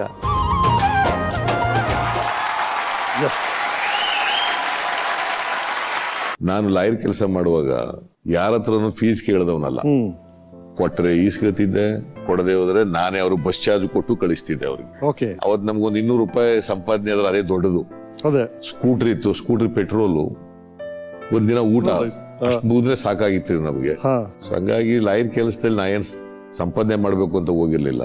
ಅದೊಂದು ಜನಸೇವೆ ಮಾಡ್ಬೇಕು ಅನ್ನೋ ಕಾರಣಕ್ಕೋಸ್ಕರ, ಮತ್ತೆ ರಾಜಕಾರಣಕ್ಕೆ ಇದು ಅನುಕೂಲ ಆಗ್ತದೆ ಅನ್ನೋ ಕಾರಣಕ್ಕೋಸ್ಕರವಾಗಿ ಲಾಯರ್ ಕೆಲಸ ಉಚಿತವಾಗಿ ಹೆಚ್ಚಾಗಿ ಮಾಡಿದ್ದು ನಾವು. ಬಟ್ ಈ ಹೋರಾಟ ಸ್ವಭಾವ ಎಲ್ಲಿ ಅನ್ಯಾಯ ನೋಡಿದ್ರು ಅದ್ರ ಎದುರಿಗೆ ನಿಮ್ ಧ್ವನಿ ಕೊಡೋದು ಚಿಕ್ಕ ವಯಸ್ಸಿನ ಇದ್ದಿದೆ ನಿಮ್ಗೆ? ಇದು ಪ್ರಾರಂಭ ಆದದ್ದು ನಂಜುಂಡಸ್ವಾಮಿ ಸಂಪರ್ಕ ಆದ್ಮೇಲೆ. ನಂಜುಂಡಸ್ವಾಮಿ, ಪ್ರೊಫೆಸರ್ ನಂಜುಂಡಸ್ವಾಮಿ ರೈತ ಸಂಘದ ಹೋರಾಟಗಾರರಿದ್ರಲ್ಲ, ಅವರು ಲಾ ಕಾಲೇಜ್ನಲ್ಲಿ ಪ್ರೊಫೆಸರ್ ಆಗಿದ್ರು. ಆಗ ಅವ್ರದ್ದು ಸ್ನೇಹ ನಮಗೆ ಮೇಷ್ಟ್ರಾಗಿದ್ರಲ್ಲ, ಹಾಗಾಗಿ ಅವರು ನಮಗೆ ಹೋರಾಟದ ಮನೋಭಾವ ಬೆಳಿಲಿಕ್ಕೆ ಅವ್ರ ಕಾರಣ. ಆ ಕಾಲದಲ್ಲೇ ನಾವು ಲಾ ಕಾಲೇಜ್ ಸ್ಟೂಡೆಂಟ್ಸ್ ಆಗಿದ್ದಾಗಲೇನೆ ಸರ್ಕಾರದ ವಿರುದ್ಧ ಪ್ರತಿಭಟನೆಗಳು, ಚಳುವಳಿಗಳು, ಯಾವ್ದಾದ್ರು ಅನ್ಯಾಯಗಳಾದಾಗ ಅವನ್ನ ಪ್ರತಿಭಟಿಸ್ತಕ್ಕಂಥದ್ದು, ಇದನ್ನೆಲ್ಲ ಅವ್ರು ಆರ್ಗನೈಸ್ ಮಾಡ್ತಾ ಇದ್ರು. ನಾವು ಅದ್ರಲ್ಲಿ ಪಾಲ್ಗೊಳ್ತಾ ಇದ್ದರು. ಸೊ ಮತ್ತೆ ಪ್ರತಿದಿನ ಇವ್ರು ಏನ್ ಮಾಡ್ತಿದ್ರು, ನಂಜುಂಡಸ್ವಾಮಿ ಅವರು ನಮ್ಮನ್ನೆಲ್ಲ ಕರ್ಕೊಂಡು ಹೋಗೋರು. ಅಲ್ಲೊಂದು ಗಾಯತ್ರಿ ಟಿಫನ್ ಭವನ ಅಂತ ಇತ್ತು ಕೋರ್ಟ್ ಹತ್ರ. ಅಲ್ಲಿ ಬೆಳಿಗ್ಗೆ ಕ್ಲಾಸ್ ಮುಗಿಯೋದು 10 ಗಂಟೆಗೆ. 10 ಗಂಟೆಯಿಂದ 1 ಗಂಟೆವರೆಗೆ ರಾಜಕೀಯ ಪಾಠ ಮಾಡೋರು ನಮಗೆ. ಸೊ ಹಾಗಾಗಿ ನಮಗೆ ರಾಜಕೀಯದ ಬಗ್ಗೆ ಆಸಕ್ತಿ ಬೆಳೀತು, ಮತ್ತೆ ಹೋರಾಟದ ಮನೋಭಾವ ಬೆಳಿಲಿಕ್ಕೆ, ಅನ್ಯಾಯದ ವಿರುದ್ಧ ಹೋರಾಟ ಮಾಡಬೇಕು ಅಂತಕ್ಕಂಥದ್ದು, ಈ ಸಾಮಾಜಿಕ ಅವ್ಯವಸ್ಥೆ ವಿರುದ್ಧ ಹೋರಾಟ ಮಾಡಬೇಕು ಅಂತಕ್ಕಂಥದ್ದು, ಯಾರು ತುಳಿತಕ್ಕೊಳಗಾಗಿದ್ದಾರೆ, ಶೋಷಣೆಗೊಳಗಾಗಿದ್ದಾರೆ, ಯಾರಿಗೆ ಅವಕಾಶಗಳಿಲ್ಲ, ಆ ಜನರ ಪರವಾಗಿ ಏನಾದ್ರು ಮಾಡಬೇಕು, ಅವರಿಗೆ ನ್ಯಾಯ ಒದಗಿಸ್ಲಿಕ್ಕೆ ಪ್ರಯತ್ನ ಮಾಡಬೇಕು ಅಂತ ಅವತ್ತಿನಿಂದ ಪ್ರಾರಂಭ ಆಯ್ತು. ರೈಟ್. ನಿಮ್ಮ ಕಾಲೇಜ್ ದಿನಗಳು, ನೀವು ಇವತ್ತು ಶೋಕ್ ಬರ್ತಾ ಇದ್ದೀರಾ ಅಂತ ಗೊತ್ತಾಯ್ತು. ನಿಮ್ಮ ಕಾಲೇಜ್ ಟೀಚರ್ ಒಬ್ಬರು ಒಂದು ಸಣ್ಣ ಅಪವಾದ ಜೊತೆ ಇದನ್ನು ಕಳಿಸಿದ್ದಾರೆ. ಇದನ್ನ ನೋಡಿದ್ರೆ ನಿಮ್ಗೆ ಅರ್ಥ ಆಗುತ್ತೋ ಏನೋ. ಅಂದ್ರೆ ನೀವು ಟೀಚರ್ ಆಗಿದ್ದಾಗ ಸಂಬಂಧಪಟ್ಟಿದ್ದ ವಿಷಯ ಇದೇನು ಅಂತ ನೆನಪಿದ್ಯಾ ನಿಮ್ಗೆ? ನಿಮ್ಮ ಕಾಲೇಜ್ ಲೈಬ್ರರಿ ಕಾರ್ಡು ಒಂದು ಬುಕ್ ತಗೊಂಡೋಗಿದ್ರಂತೆ, ಇನ್ನು ವಾಪಸ್ ಕೊಟ್ಟಿಲ್ಲ ಅಂತ ಹೇಳ್ತಿದ್ದಾರೆ. ಇರ್ಬೋದೇನೋ, ಗೊತ್ತಿಲ್ಲ. ಅದು ವಿದ್ಯಾವರ್ಧಕ ಲಾ ಕಾಲೇಜ್ನಲ್ಲಿ 3 ವರ್ಷಗಳ ಕಾಲ ಪಾರ್ಟ್ ಟೈಮ್ ಲೆಕ್ಚರರ್ ಆಗಿದ್ದೆ. ಓಕೆ. ಆಗ ಲೈಬ್ರರಿಯಿಂದ ಪುಸ್ತಕಗಳು ತಗೊಂಡು ಹೋಗ್ತಿದ್ದೆ ಓದ್ಲಿಕ್ಕೆ, ಪಾಠ ಮಾಡಕ್ಕೆ. ವಾಪಸ್ ಕೊಡದೇ ಇರ್ಬೋದು, ಗೊತ್ತಿಲ್ಲ ನನಗೆ. ಅದಕ್ಕೆ ಅಂತ ಅವ್ರು ಹೇಳಿದ್ರು, ನಾವೇ ಕೊಟ್ಬಿಡೋಣ ಅನ್ಕೊಂಡ್ವಿ ಸರ್. ನಿಮ್ ಕಡೆಯಿಂದ ನಮ್ಮ teacher, yes sir, return with love to your teacher ಇದೆ ಅಂತ ಬುಕ್ಕು. ನಾವು ಹೊಸ ಕಾಪಿ ತರಿಸಿದೀವಿ ಅಷ್ಟೇ. ಓ, ಲಾಬ್ ಟಾರ್ಡ್ಸ್ ಅಂಡ್ ಕ್ರಿಮಿನಲ್ ಲಾ, ಇವೆರಡು ಪಾಠ ಮಾಡ್ತಾ ಇದ್ದೇನೆ. ಲಾಬ್ ಟಾರ್ಡ್ಸ್ ಮತ್ತೆ ಕ್ರಿಮಿನಲ್ ಲಾ 2 ಪಾಠ ಮಾಡ್ತಾ ಇದ್ದೇನೆ. ಸೊ ಸಾರ್ ಪರವಾಗಿ ನಾವು ವಾಪಸ್ ಕೊಡ್ತಾ ಇದೀವಪ್ಪ. Right sir, thank you very much sir. ನಿಮಗೂ ನಮಗೂ ಒಂದೇ ಒಂದು ಸಾಮ್ಯತೆ ಸಿಗ್ತಾ ನನಗೆ, ನನಗೂ ನಿಮಗೂ ಸರ್. ನಾ ಇಬ್ರು ಆಕ್ಟರ್ಸ್ ಅಂತ ಈಗ ಗೊತ್ತಾಯ್ತು ಸರ್. ನೀವು ಒಂದು ಫಿಲ್ಮಲ್ಲಿ ಆಕ್ಟ್ ಮಾಡಿದಿರಾ ಒಂದ್ ಕಾಲದಲ್ಲಿ, ನಿಮ್ಗೆ ನೆನಪಿದ್ಯಾ? ಇಲ್ಲ, ಫಿಲ್ಮ್ನಲ್ಲಿ ಆಕ್ಟ್ ಮಾಡಿಲ್ಲ ಸರ್, ನಾಟಕದಲ್ಲಿ ಮಾಡಿದ್ದೀನಿ ಅಷ್ಟೇ. ಸರ್, ನೀವು ಫಿಲ್ಮಲ್ಲಿ ಆಕ್ಟ್ ಮಾಡಿದಿರಾ ಸರ್? ಒಂದು ಫಿಲ್ಮಲ್ಲಿ ನೀವು ಕಾಣಿಸ್ಕೊಂಡಿದ್ದೀರಾ ಸರ್? ಎಲ್ಲಿಂದಲೋ ಬಂದವರು ಅಂತ ಒಂದು ಚಿತ್ರ ಸರ್, ಲಂಕೇಶ್ ಅವರು. ಲಂಕೇಶ್ ಅವರು ಕುಪ್ಪೇಗಾಲದಲ್ಲಿ ನಮ್ಮೂರ್ ಪಕ್ಕದೂರು, ಅಲ್ಲಿ ಒಂದು ಸಿನಿಮಾ ತೆಗಿತಾ ಇದ್ರು, ಎಲ್ಲಿಂದಲೋ ಬಂದವರು ಅಂತ. ಅದರಲ್ಲಿ ಈ ಲೋಕೇಶ್ ಅವ್ರು ಪಾರ್ಟ್ ಮಾಡಿದ್ರು, ಮತ್ತೆ ಇನ್ನೊಬ್ರು ಸುರೇಶ್ ಹೆಬ್ಳಿಕರ್ ಅವರು ಪಾರ್ಟ್ ಮಾಡಿದ್ರು. ಅದ್ರಲ್ಲಿ ಏನಾದ್ರು ನಾನು ಅಲ್ಲಿ ನಿಂತಿರ್ಬೇಕು, ಏನಾದ್ರು ಮಾಡಿಲ್ಲ. ಸೊ ನಿಮ್ಮ ಕೋ ಆರ್ಟಿಸ್ಟ್ ಏನ್ ಮಾತಾಡಿದ್ದಾರೆ ಕೇಳಿ. ಎಲ್ಲಿಂದಲೂ ಬಂದವರು ಅಂತ ಒಂದು ಒಳ್ಳೆ ಕನ್ನಡ ಚಿತ್ರ, ಉತ್ತಮವಾದಂತಹ ಚಿತ್ರ. ಸುಮಾರು 1978-79 ಶೂಟಿಂಗ್ ಆಗಿದ್ದು ಅಂತ ನನಗೆ ಜ್ಞಾಪಕ ಇದೆ. ಮೈಸೂರು ಪಕ್ಕದಲ್ಲಿ ಒಂದು ಕುಪ್ಪೆಗಾಲ ಅಂತ ಒಂದು ಗ್ರಾಮ, ಹಳ್ಳಿ, ಅಲ್ಲಿ ಶೂಟಿಂಗ್ ಸುಮಾರು 1 ತಿಂಗಳಷ್ಟುವರೆಗೆ ಶೂಟಿಂಗ್ ನಡೆದಿತ್ತು. ಚಿತ್ರ ನೋಡೋದಕ್ಕೆ ಮತ್ತು ಅಥವಾ ಶೂಟಿಂಗ್ ನೋಡೋದಕ್ಕೆ ಆವಾಗ ಇವಾಗ ಒಬ್ಬರು ವ್ಯಕ್ತಿ ಬರ್ತಾಯಿದ್ರು, ಆ ಪ್ರೊಡ್ಯೂಸರ್, ಈ ಸಿನಿಮಾ ತಯಾರು ಮಾಡಿದವರೇ ಮೋಹನ್ ಕೊಂಡಜ್ಜಿ ಅಂತ. ಅವರು ನನಗೆ ಇಂಟ್ರೊಡ್ಯೂಸ್ ಮಾಡಿಕೊಟ್ರು. ಅವರು ಇವತ್ತಿನ ನಮ್ಮ ಮುಖ್ಯಮಂತ್ರಿ ಮಾನ್ಯ ಸಿದ್ದರಾಮಯ್ಯನವರು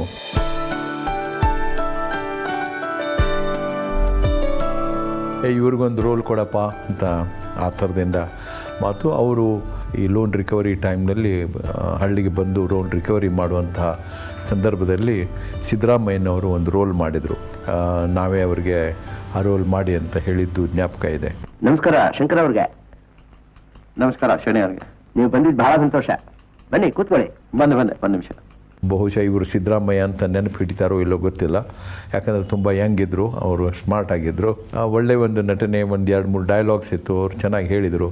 ಬಹುಶಃ ಒಳ್ಳೆ ನಟರು ಆಗ್ಬಹುದಾಗಿತ್ತೇನೋ. ಸಂಗೀತ, ಸಾಹಿತ್ಯ, ಸಂಸ್ಕೃತಿ ಇದರ ಬಗ್ಗೆ ಒಂದು ಇಂಟ್ರೆಸ್ಟ್ ಇರುವಂತಹ ವ್ಯಕ್ತಿ ಸಿದ್ದರಾಮಯ್ಯ ಅಂತ ನನಗೆ ಆ ಹೊತ್ತಿನಲ್ಲಿ ಅನಿಸಿತ್ತು.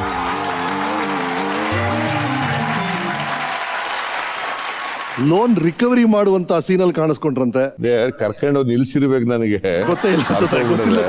ಬಟ್ ಬಹಳ ಹಿಂದೆ ಅದೇ 77-78 ಇರ್ಬೇಕು ಅನ್ನೋ ಕಾಣಿಸುತ್ತೆ. Right sir. ಈಗ ಮೊನ್ನೆ ಬಂದ ನ್ಯೂಸ್, ಆಫ್ ಕೋರ್ಸ್ ಬಹಳ ದೊಡ್ಡ ನ್ಯೂಸ್ ಅಂದ್ರೆ ನೀವು ಲೋನ್ ನ ಮನ್ನಣೆ ಮಾಡಿರುವಂತ ವಿಷಯ. ಲೋನ್ ರಿಕವರಿ ಆಫೀಸರ್ ನಾವು ಮರ್ತು ಬಿಡೋಣ. ಈ ಲೋನ್ ಮನ್ನಣೆ ಬಗ್ಗೆ ಹೇಳೋಣ. ನಿಮಗೆ ಟಾಪ್ ಏನ್ ಅನಿಸ್ತಾ ಇದ್ರ ಬಗ್ಗೆ ಹೇಳಿ ಸರ್. ಬಹಳ ದೊಡ್ಡ ನ್ಯೂಸ್ ಇವತ್ತು ಬೆಳಗ್ಗೆ ನೋಡಿ. ನನಗೆ ಒಂದು ರೀತಿ ತೃಪ್ತಿ ಆಗ್ತಾ ಇದೆ ಇದರಿಂದ. ಯಾಕಂದ್ರೆ ರೈತರು ಸಾಮಾನ್ಯವಾಗಿ ಯಾವಾಗಲೂ ಕಷ್ಟ ಅನುಭವಿಸ್ತಕ್ಕಂಥ ಒಂದು ವರ್ಗ ಅವರು. ಈ ದೇಶದ ಅನ್ನದಾತರು ಅವರು ಯಾವತ್ತೂ ಕೂಡ ಖುಷಿ ಪಟ್ಟ ದಿನಗಳು ಬಹಳ ಕಡಿಮೆ ಅವರಿಗೆ. ಯಾವಾಗ ಖುಷಿ ಆಗ್ತದೆ ಅಂತಂದ್ರೆ ಒಳ್ಳೆ ಎತ್ತುಗಳು ಮೇಯಿಸ್ಕೊಂಡಾಗ, ಚೆನ್ನಾಗಿರೋ ಎತ್ತುಗಳು ಸಾಕಿದಾಗ, ಸುಗ್ಗಿ ಕಾಲ ಬಂದಾಗ ಮಾತ್ರ ಸ್ವಲ್ಪ ದಿನ ಇರ್ತವೆ. ಅದರ್ವೈಸ್ ಬಹಳ ಕಷ್ಟ ಜೀವಿಗಳು, ಬೇವು ಸುರಿಸ್ತಕ್ಕಂಥ ಜನ. ಸೊ ಅವರು ಕಳೆದ 2 ವರ್ಷದಿಂದ ಭೀಕರವಾದಂತ ಬರಗಾಲ. ರೈತರನ್ನ ಎಲ್ಲ ಓದ್ ಕಡೆ ಎಲ್ಲ ಸಾಲ ಮನ್ನಾ ಮಾಡಿ ಅಂತಕ್ಕಂಥ ಡಿಮ್ಯಾಂಡ್ಗಳನ್ನ ಇಡ್ತಾ ಇದ್ರು. ನಾನು ಸಾಲ ಮನ್ನಾ ಮಾಡಬಾರ್ದು ಅನ್ನೋದಕ್ಕೆ ವಿರೋಧ ಇರಲಿಲ್ಲ.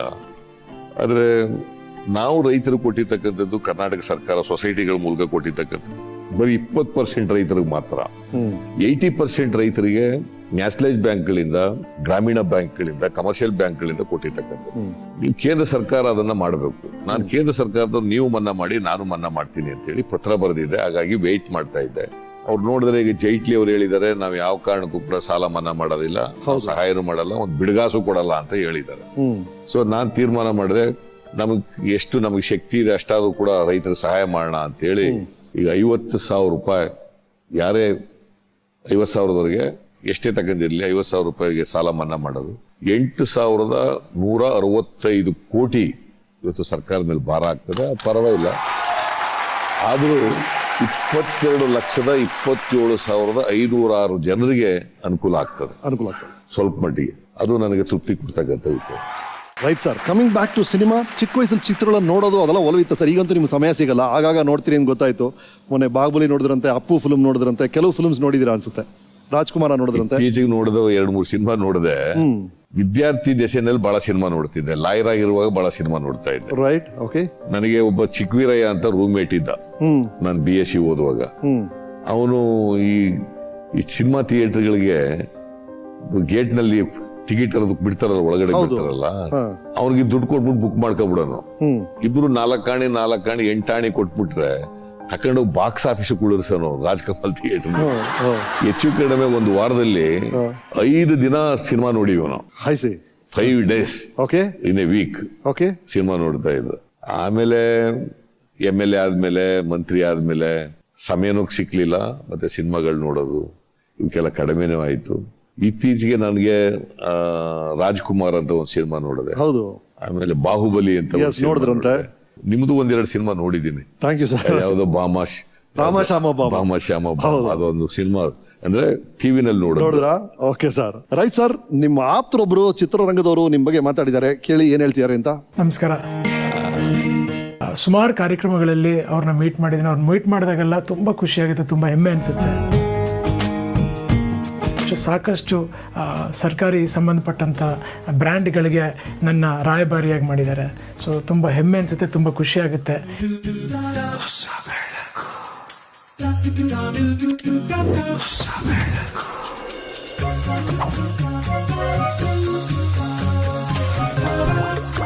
ಹೊಸ ಬೆಳಕು, ಬದಲಾವಣೆಯ ಸಮಯ.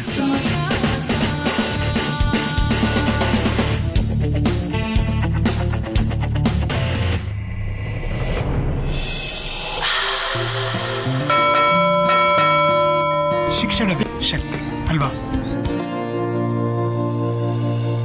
ಸರ್ ಜೊತೆಗೆ ನಮ್ಮ ಬಾಂಧವ್ಯ ಬಂದ್ಬಿಟ್ಟು ಒಂದು 10 ವರ್ಷದಿಂದನೋ 5 ವರ್ಷದಿಂದನೋ ಇರುವಂಥ ಬಾಂಧವ್ಯ ಅಲ್ಲ. ಬಹುಶಃ ಅದು ನೋಡಿದ್ರೆ ಸುಮಾರು ಒಂದು 25-30 ವರ್ಷದಿಂದನೂ ಹೋಗುತ್ತೆ. ಸೊ ಹಾಗಾಗಿ ನಮ್ಮ ತಂದೆಯವರು ಸಿದ್ದರಾಮಯ್ಯ ಸರ್ನ ನೋಡಿದಾಗೆಲ್ಲ ನಮ್ಮ ಕಾಡಿನವರು ಅಂತ ಹೇಳ್ಕೊತಿದ್ರು. ಈಗಲೂ ಅಷ್ಟೇ ನಾವು ತುಂಬ ಹೆಮ್ಮೆಯಿಂದ ಹೇಳ್ಕೊತೀವಿ ನಮ್ಮ ಕಾಡಿನವರು ಅಂತ ಹೇಳಿ. ಆಲ್ ದಿ ಬೆಸ್ಟ್ ಮಾಮ. ನಿಮ್ಮ ಫ್ಯೂಚರ್ಲಿ ನೀವೇನೇನು ಅನ್ಕೊಂಡಿದ್ದೀರ ಎಲ್ಲದರಲ್ಲೂ ಗೆಲುವು ಸಿಗಲಿ ಅಂತ ಅದು ಭಗವಂತನಲ್ಲಿ ಬೇಡ್ಕೊತೀನಿ. ನೀನೇ ರಾಜಕುಮಾರ. ರಾಜ್ಕುಮಾರ್ ಅವರು ನಮ್ಮ ಜಿಲ್ಲೆಯವರು, ನಮ್ಮ ಕಾಡವರು ಕರೆಯುತ್ತೆ. ಪಾರ್ವತಮ್ಮನವರು ನಮ್ಮ ಜಿಲ್ಲೆಯವರು. ರಾಜ್ಕುಮಾರ್ ಅವರು ಯಾವಾಗ ಭೇಟಿಯಾದ್ರು ಕೂಡ ಬನ್ನಿ ನಮ್ಮ ಕಾಡಿನವರು, ಬನ್ನಿ ಚೆನ್ನಾಗಿದ್ದೀರಾ ಅಂತನೋರು. ಅವರು ನಮ್ಮ ಜಿಲ್ಲೆಯವರು, ನಮ್ಮೂರಿನವರು ಅಂತ ಕರೀತಿರ್ಲಿಲ್ಲ, ನಮ್ಮ ಕಾಡಿನವರು ಅಂತ ಕರೆಯೋರು. ಅದು ನಮ್ಮ ಕಡೆ ಜಾಸ್ತಿ ಭಾಷೆ ಬಳಸ್ತಾರೆ, ನಮ್ಮ ಕಾಡಿನವರು ಅಂತ. ನಮ್ಮ ಜಿಲ್ಲೆನಲ್ಲಿ ಚಾಮರಾಜನಗರ ಜಿಲ್ಲೆ ಆ ಭಾಗದಲ್ಲಿ. ಸೊ ಹಂಗಾಗಿ ರಾಜ್ಕುಮಾರ್ ಅವರು ಪಾಪ ಬಹಳ ಪ್ರೀತಿಯಿಂದ ಅಭಿಮಾನದಿಂದ ನನಗೆ ಕಾಣ್ತಾ ಇದ್ರು. ಪುನೀತ್ ಕೂಡ ಬಹಳ ಗೌರವದಿಂದ ಅಭಿಮಾನದಿಂದ ಹಲವು ಸರ್ಕಾರಿ ಯೋಜನೆಗಳು ಬ್ರ್ಯಾಂಡ್ ಅಂಬಾಸಿಡರ್ ಅಂತ ಹೇಳಿದ್ರು. ಅನೇಕ ನಮ್ಮ ಕಾರ್ಯಕ್ರಮಗಳಿಗೆ ಅವರು ಬ್ರ್ಯಾಂಡ್ ಅಂಬಾಸಿಡರ್ ಆಗಿದ್ದಾರೆ. ರೈಟ್. ಓಕೆ ಸರ್, ಈಗ ಒಂದೇ ಒಂದು ನಮ್ಮ ಚಿತ್ರರಂಗದಲ್ಲಿ ಸರ್ ನಾವು ದೊಡ್ಡ ಪರದೆ ಮೇಲೆ ಪಾತ್ರಗಳನ್ನ ಕ್ರಿಯೇಟ್ ಮಾಡ್ತೀವಿ. ಈ ಪೊಲಿಟಿಷಿಯನ್ ಪಾತ್ರಗಳು, CM ಪಾತ್ರಗಳು ಬಹಳ ಕ್ರೂರವಾಗಿ ತೋರಿಸ್ತೀವಿ. ಅದ್ರ ಬಗ್ಗೆ ಎಲ್ಲ ನೀವು ನೋಡಿದಾಗ ನಿಮ್ಗೆ ಏನ್ ಅನ್ಸುತ್ತೆ ಅಂತ? What you feel? It is so unrealistic ಎಷ್ಟೊಂದ್ಸಲ ಅನ್ಸುತ್ತಾ? ನಾನು ಸಿನಿಮಾ ನೋಡುವಾಗ ಸಿನಿಮಾ ಅನ್ಕಂಡೇ ನೋಡ್ತಾ ಇರೋದ್ರಿಂದ. Wonderful sir, thank you sir. ನನಗೆ ಒಂದೊಂದ್ಸಲ ನೋಡಿದಾಗ ಏನಪ್ಪ ಹೀಗೆ ತೋರಿಸ್ತೀವಲ್ಲ ನಾವು ರಾಜಕಾರಣಿಗಳು ಅನಿಸ್ತಾ ಇರುತ್ತೆ. ಅದರಿಂದ ನನ್ಗೇನ್ ಕೋಪ ಆಗ್ಲಿ ಇನ್ನೇನಾಗ್ಲಿ ಬರಕ್ ಸಾಧ್ಯನೇ ಇಲ್ಲ. Thank you sir. ಬಟ್ ಆ ತರದ ಕ್ಯಾರೆಕ್ಟರ್ಗಳು ಕೂಡ ಇದಾವೆ ನಮ್ಮಲ್ಲಿ. ಹೌದಾ? ಹೌದು. ಅದ್ರ ಬಗ್ಗೆ ಹೇಳಿ ಸರ್. ಬಹಳ ಸ್ವಾರಸ್ಯಕರವಾಗಿದೆ. ನಮ್ಮಲ್ಲಿ ಎಲ್ಲಾ ತರದ ಜನರು ಇದ್ದಾರೆ ಪಾಲಿಟಿಕ್ಸ್. ಹೌದು. ಹಂಗಾಗಿ ನೀವು ತೋರ್ಸೋದ್ರಲ್ಲಿ ಸ್ವಲ್ಪ ಎಕ್ಸಾಗ್ರೇಷನ್ ಆಗ್ಬೋದು, ಬಟ್ ಇರ್ತದೆ ಅದು. ಸ್ವಲ್ಪ ಅತಿರೇಕ ಇದ್ರು ಸ್ವಲ್ಪ ನಿಜಾಂಶ ಇದೆ ಅಂತೀರಾ ಸರ್? ಅಫ್ಕೋರ್ಸ್ ಚಿತ್ರರಂಗದ ಸಮಸ್ಯೆಗಳೇ ಬಹಳ ಚೆನ್ನಾಗಿ ಸ್ಪಂದಿಸಿದ್ರಿ. Thank you for that personally sir. Right sir, ಮುಂದಿನ ಹಂತಕ್ಕೆ ಹೋಗೋಣ. ಫ್ರಮ್ ಲಾಯರ್ ಆದ್ರಿಂದ ನೀವು ಪಾಲಿಟಿಕ್ಸ್ಗೆ ಸ್ಟ್ರೈಟ್ ಆಗಿ ಎಂಟ್ರಿ ಕೊಡೋದು ನಂಜುಂಡಸ್ವಾಮಿ ಅವ್ರ ಮೂಲಕ ನಿಮ್ಮ ಮೇಲೆ ಪರಿಣಾಮ ಬೀರ್ತಾರೆ. ನೀವು ಮೊದಲನೇ ಸಲ ಎಲೆಕ್ಷನ್ ನಿಲ್ತೀರಿ. ಅಲ್ಲಿ ಏನಾಯ್ತು? ಒಂದು ಪಂಚಾಯತಿ ಕರೆದ್ರಂತೆ ಊರಲ್ಲಿ. ಅದೇ ಪಂಚಾಯತಿ ಮಾಡಿ ತಾಲೂಕು ಬೋರ್ಡ್ ಎಲೆಕ್ಷನ್ ಗೆದ್ದೆ. ಅದಾದ್ಮೇಲೆ ನಾನು ಜನತಾ ಪಾರ್ಟಿ ಡಿವಿಷನ್ ಆಯ್ತು. ಅದಕ್ಕೆ ಆಗ ಲೋಕದಳ ಅಂತ ಒಂದು ಪಾರ್ಟಿ ಆಯ್ತು. ಆ ಪಾರ್ಟಿನಲ್ಲಿ ನನಗೆ ಹೆಚ್ಚಾಗಿ ಆಗ ನಾನು ಫಾಲೋ ಮಾಡ್ತಾ ಇದ್ದದ್ದು ಜಾರ್ಜ್ ಫರ್ನಾಂಡಿಸ್ ಮತ್ತೆ ನಂಜುಂಡಸ್ವಾಮಿ. ಜಾರ್ಜ್ ಫರ್ನಾಂಡಿಸ್ ಅವರು ಆ ಲೋಕದಳದಲ್ಲಿ ಇದ್ರು. ನಂಜುಂಡಸ್ವಾಮಿ ಆಗ ಪಾಲಿಟಿಕ್ಸ್ ಬಂದಿರಲಿಲ್ಲ. ಆಮೇಲೆ ರೈತ ಸಂಘದಿಂದ ಅವ್ರು MLA ಆಗಿದ್ರು ಒಂದ್ ಸಾರಿ. ನನಗೆ ಪಾರ್ಲಿಮೆಂಟ್ ನಿಂತ್ಕೋ ಅಂತ ಹೇಳಿದ್ರು ಜಾರ್ಜ್ ಫರ್ನಾಂಡಿಸ್. 80ರಲ್ಲಿ ಲೋಕಸಭೆಗೆ ನಿಂತೆ ನಾನು. ಆ ಎಲೆಕ್ಷನ್ ನಲ್ಲಿ ಮಿಸರಬಲ್ ಆಗಿ ಸೋತೆ, ಮೈಸೂರು ಲೋಕಸಭಾ. ಆಮೇಲೆ 72 ತಾಲೂಕು ಬೋರ್ಡ್ ಮೆಂಬರ್ ಆದೆ. ಆಮೇಲೆ 83ರಲ್ಲಿ ನಾನು ಇಂಡಿಪೆಂಡೆಂಟ್ ಆಗಿ ಕಂಟೆಸ್ಟ್ ಮಾಡಿದೆ. ಇಡೀ ನಮ್ಮ ಕ್ಷೇತ್ರದ ಜನ ಒಂದು 100-200 ಜನರು ಬಂದು ಕೋರ್ಟ್ ಬಳಿ ಬಂದು ನಿಲ್ಲೇಬೇಕು ಅಂತ ಒತ್ತಾಯ ಮಾಡಿ ನನಗೆ ನಾಮಿನೇಷನ್ ಹಾಕ್ಸಿದ್ರು. ಅವತ್ತು ನನಗೆ 250 ರೂಪಾಯಿ ದುಡ್ಡು ಕೊಡಕ್ಕೂ ನನ್ನ ಜೇಬ್ನಲ್ಲಿ ದುಡ್ಡು ಇರ್ಲಿಲ್ಲ. ಆಗ ನಮ್ಮ ಆಫೀಸ್ ಕ್ಲರ್ಕ್ ಇದ್ನಲ್ಲ, ಅವನು ಪಾಪ 250 ರೂಪಾಯಿ ಕೊಟ್ಟು ನನಗೆ ಎಲೆಕ್ಷನ್ಗೆ ಡಿಪಾಸಿಟ್ ದುಡ್ಡು ಕೊಟ್ಟ. ಹಾಗಾಗಿ ಎಲೆಕ್ಷನ್ 83ರಲ್ಲಿ ನಾನು ಕಂಟೆಸ್ಟ್ ಮಾಡಿದೆ. ಸರ್, ನಿಮ್ಮ ರಾಜಕೀಯ ಇನಿಷಿಯಲ್ ಡೇಸ್ ಬಗ್ಗೆ ನಮ್ಮ ವೀಕೆಂಡ್ ಟೆಂಟ್ ಏನ್ ಹೇಳುತ್ತೆ ನೋಡಿ. ನಾವು ಸಮಾಜವಾದಿಗಳು ಹೇಳಿ ಕೇಳಿ ಸಿದ್ಧಾಂತವನ್ನ, ಸಮಾಜವನ್ನ ಬದಲಾಯಿಸಬೇಕು, ಈ ಸಮಾಜದಲ್ಲಿರ್ತಕ್ಕಂಥ ಕೆಟ್ಟ ಬೇರುಗಳನ್ನು ಕಿತ್ತಾಕಬೇಕು ಅನ್ನುವಂಥ ತುಡುತ್ತಾ ಇರೋರು. ಆ ತುಡುತಕ್ಕೆ ಸ್ಪಂದಿಸಿದ್ದು ಸಿದ್ದರಾಮಯ್ಯ.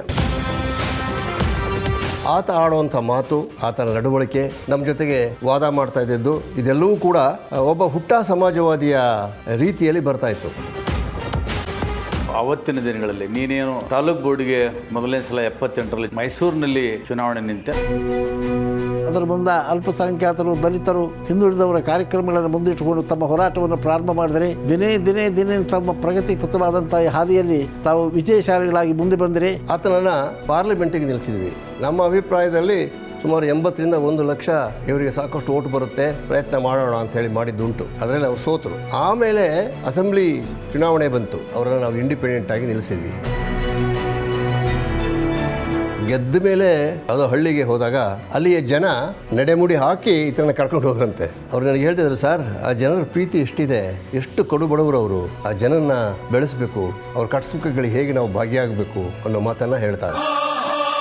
ಆತ ರಾಜಕೀಯವಾಗಿ ಬೆಳೆದರೆ ಈ ಸಮಾಜದಲ್ಲಿರ್ತಕ್ಕಂಥ ಅನೇಕ ನ್ಯೂನತೆಗಳೇನಿದ್ದಾವೆ ಅದರಲ್ಲಿ ಎಷ್ಟಾದರೂ ಒಂದಿಷ್ಟು ಕೆಲಸ ಮಾಡ್ತಾನೆ, ಮಾಡೋ ಅಭಿಲಾಷೆ ಇದೆ. ಈ ಹುಡುಗನ ಬೆಳೆಸಬೇಕು ಅನ್ನೋದೇ ಹೆಗ್ಡೆಯವರು ಅವರಿಗೆ ಬೆನ್ನು ತಟ್ಟಿದ್ರು, ದೇವೇಗೌಡ ಬೆನ್ನು ತಟ್ಟಿದ್ರು, ಬೊಮ್ಮಾಯಿ ಬೆನ್ನು ತಟ್ಟಿದ್ರು. ರಾಚಯ್ಯ ಅಂತೂ ಬಹಳ ಪ್ರೀತಿ ಸಿದ್ದರಾಮಯ್ಯನ ಕಂಡ್ರೆ, ದೇವೇಗೌಡರಿಗೂ ತುಂಬ ಪ್ರೀತಿ ಇತ್ತು. ಆಮೇಲೆ ಆದಂಥ ರಾಜಕೀಯ ಬೆಳವಣಿಗೆ ಇದೆಯಲ್ಲ ಕರ್ನಾಟಕದಲ್ಲಿ, ದೇವೇಗೌಡರು ಇನ್ನೊಂದು ಪಕ್ಷ ಕಟ್ಟಿದ್ರು, ದಳ ಹೊಡೆದೋಯ್ತು, ನಾವು ಇನ್ನೊಂದು ಗುಂಪಾದ್ವಿ, ಇವರು ಕಾಂಗ್ರೆಸ್ಗೆ ಹೋಗಬೇಕು ಅನ್ನೋಂಥ ಒಂದು ತೀರ್ಮಾನ ತೆಗೆದುಕೊಂಡಿದ್ರು. ನನಗೂ ಅವ್ರಿಗೂ ಜಗಳನೇ ಆಯಿತು, ಸಿದ್ದರಾಮಯ್ಯನಿಗೂ ನನಗೂ, ಯಾವ ಕಾರಣಕ್ಕೂ ನೀವು ಹೋಗಬೇಡಿ ಕಾಂಗ್ರೆಸ್ಗೆ ಅಂಥೇಳಿ. ಅವ್ರು ಹೋಗಿ ಮುಖ್ಯಮಂತ್ರಿ ಆದರು. ಬಹುಶಃ ನಾನು ಹೇಳಿದೆ ಸಿದ್ದರಾಮಯ್ಯ ಒಂದಿನ, ನಿಮ್ಮ ಮನೆಯವರು ಅಷ್ಟು ಸಂತೋಷ ಪಟ್ಟಿರಲಿಲ್ಲ ಕಣ್ರಿ, ನನಗೆ ನೀವು ಮುಖ್ಯಮಂತ್ರಿ ಆಗಿದ್ದು ಅಷ್ಟು ಸಂತೋಷ ಆಗಿದೆ. ಸಿದ್ದರಾಮಯ್ಯನ ಕೈಯಲ್ಲಿ ಆತ ಅಂದುಕೊಂಡಿದ್ದನ್ನು ಇನ್ನೂ ಮಾಡೋಕ್ಕಾಗಿಲ್ಲ. ಯಾಕಪ್ಪ ಅಂದರೆ ಕಾಂಗ್ರೆಸ್ನಲ್ಲಿ ಈತ ಹೊರಗಡೆಯಿಂದ ಬಂದಂಥವ್ರು ಅನ್ನೋವಂಥ ದೃಷ್ಟಿಕೋನ ಈಗಲೂ ಇದೆ. ಆತನಿಗೆ ಬಹಳಷ್ಟು ಒತ್ತಡಗಳಿದ್ದಾವೆ. ರಾಜಕೀಯ ಒತ್ತಡ ಇದೆ, ಮಠಮಾನ್ಯಗಳ ಒತ್ತಡ ಇದೆ, ಜಾತಿಗಳ ಒತ್ತಡ ಇದೆ, ಮೇಲ್ವರ್ಗದವರ ಒತ್ತಡ ಇದೆ. ಮೇಲ್ವರ್ಗದವರಂತೂ ನೀನು ಬರೀ ಅಹಿಂದಾದವನು ಅಂತ ಹೇಳುವಷ್ಟರ ಮಟ್ಟಿಗೆ ಹೋಗಿದ್ದಾರೆ. ಆದರೆ ಒಂದು ಮಾತ್ರ ನಾನು ಇಡೀ ಕರ್ನಾಟಕಕ್ಕೆ ಹೇಳುವಂಥದ್ದು ಏನಂದರೆ, ಈತನ ಹಿಂದೆ ಜನ ಇದ್ದಾರೆ.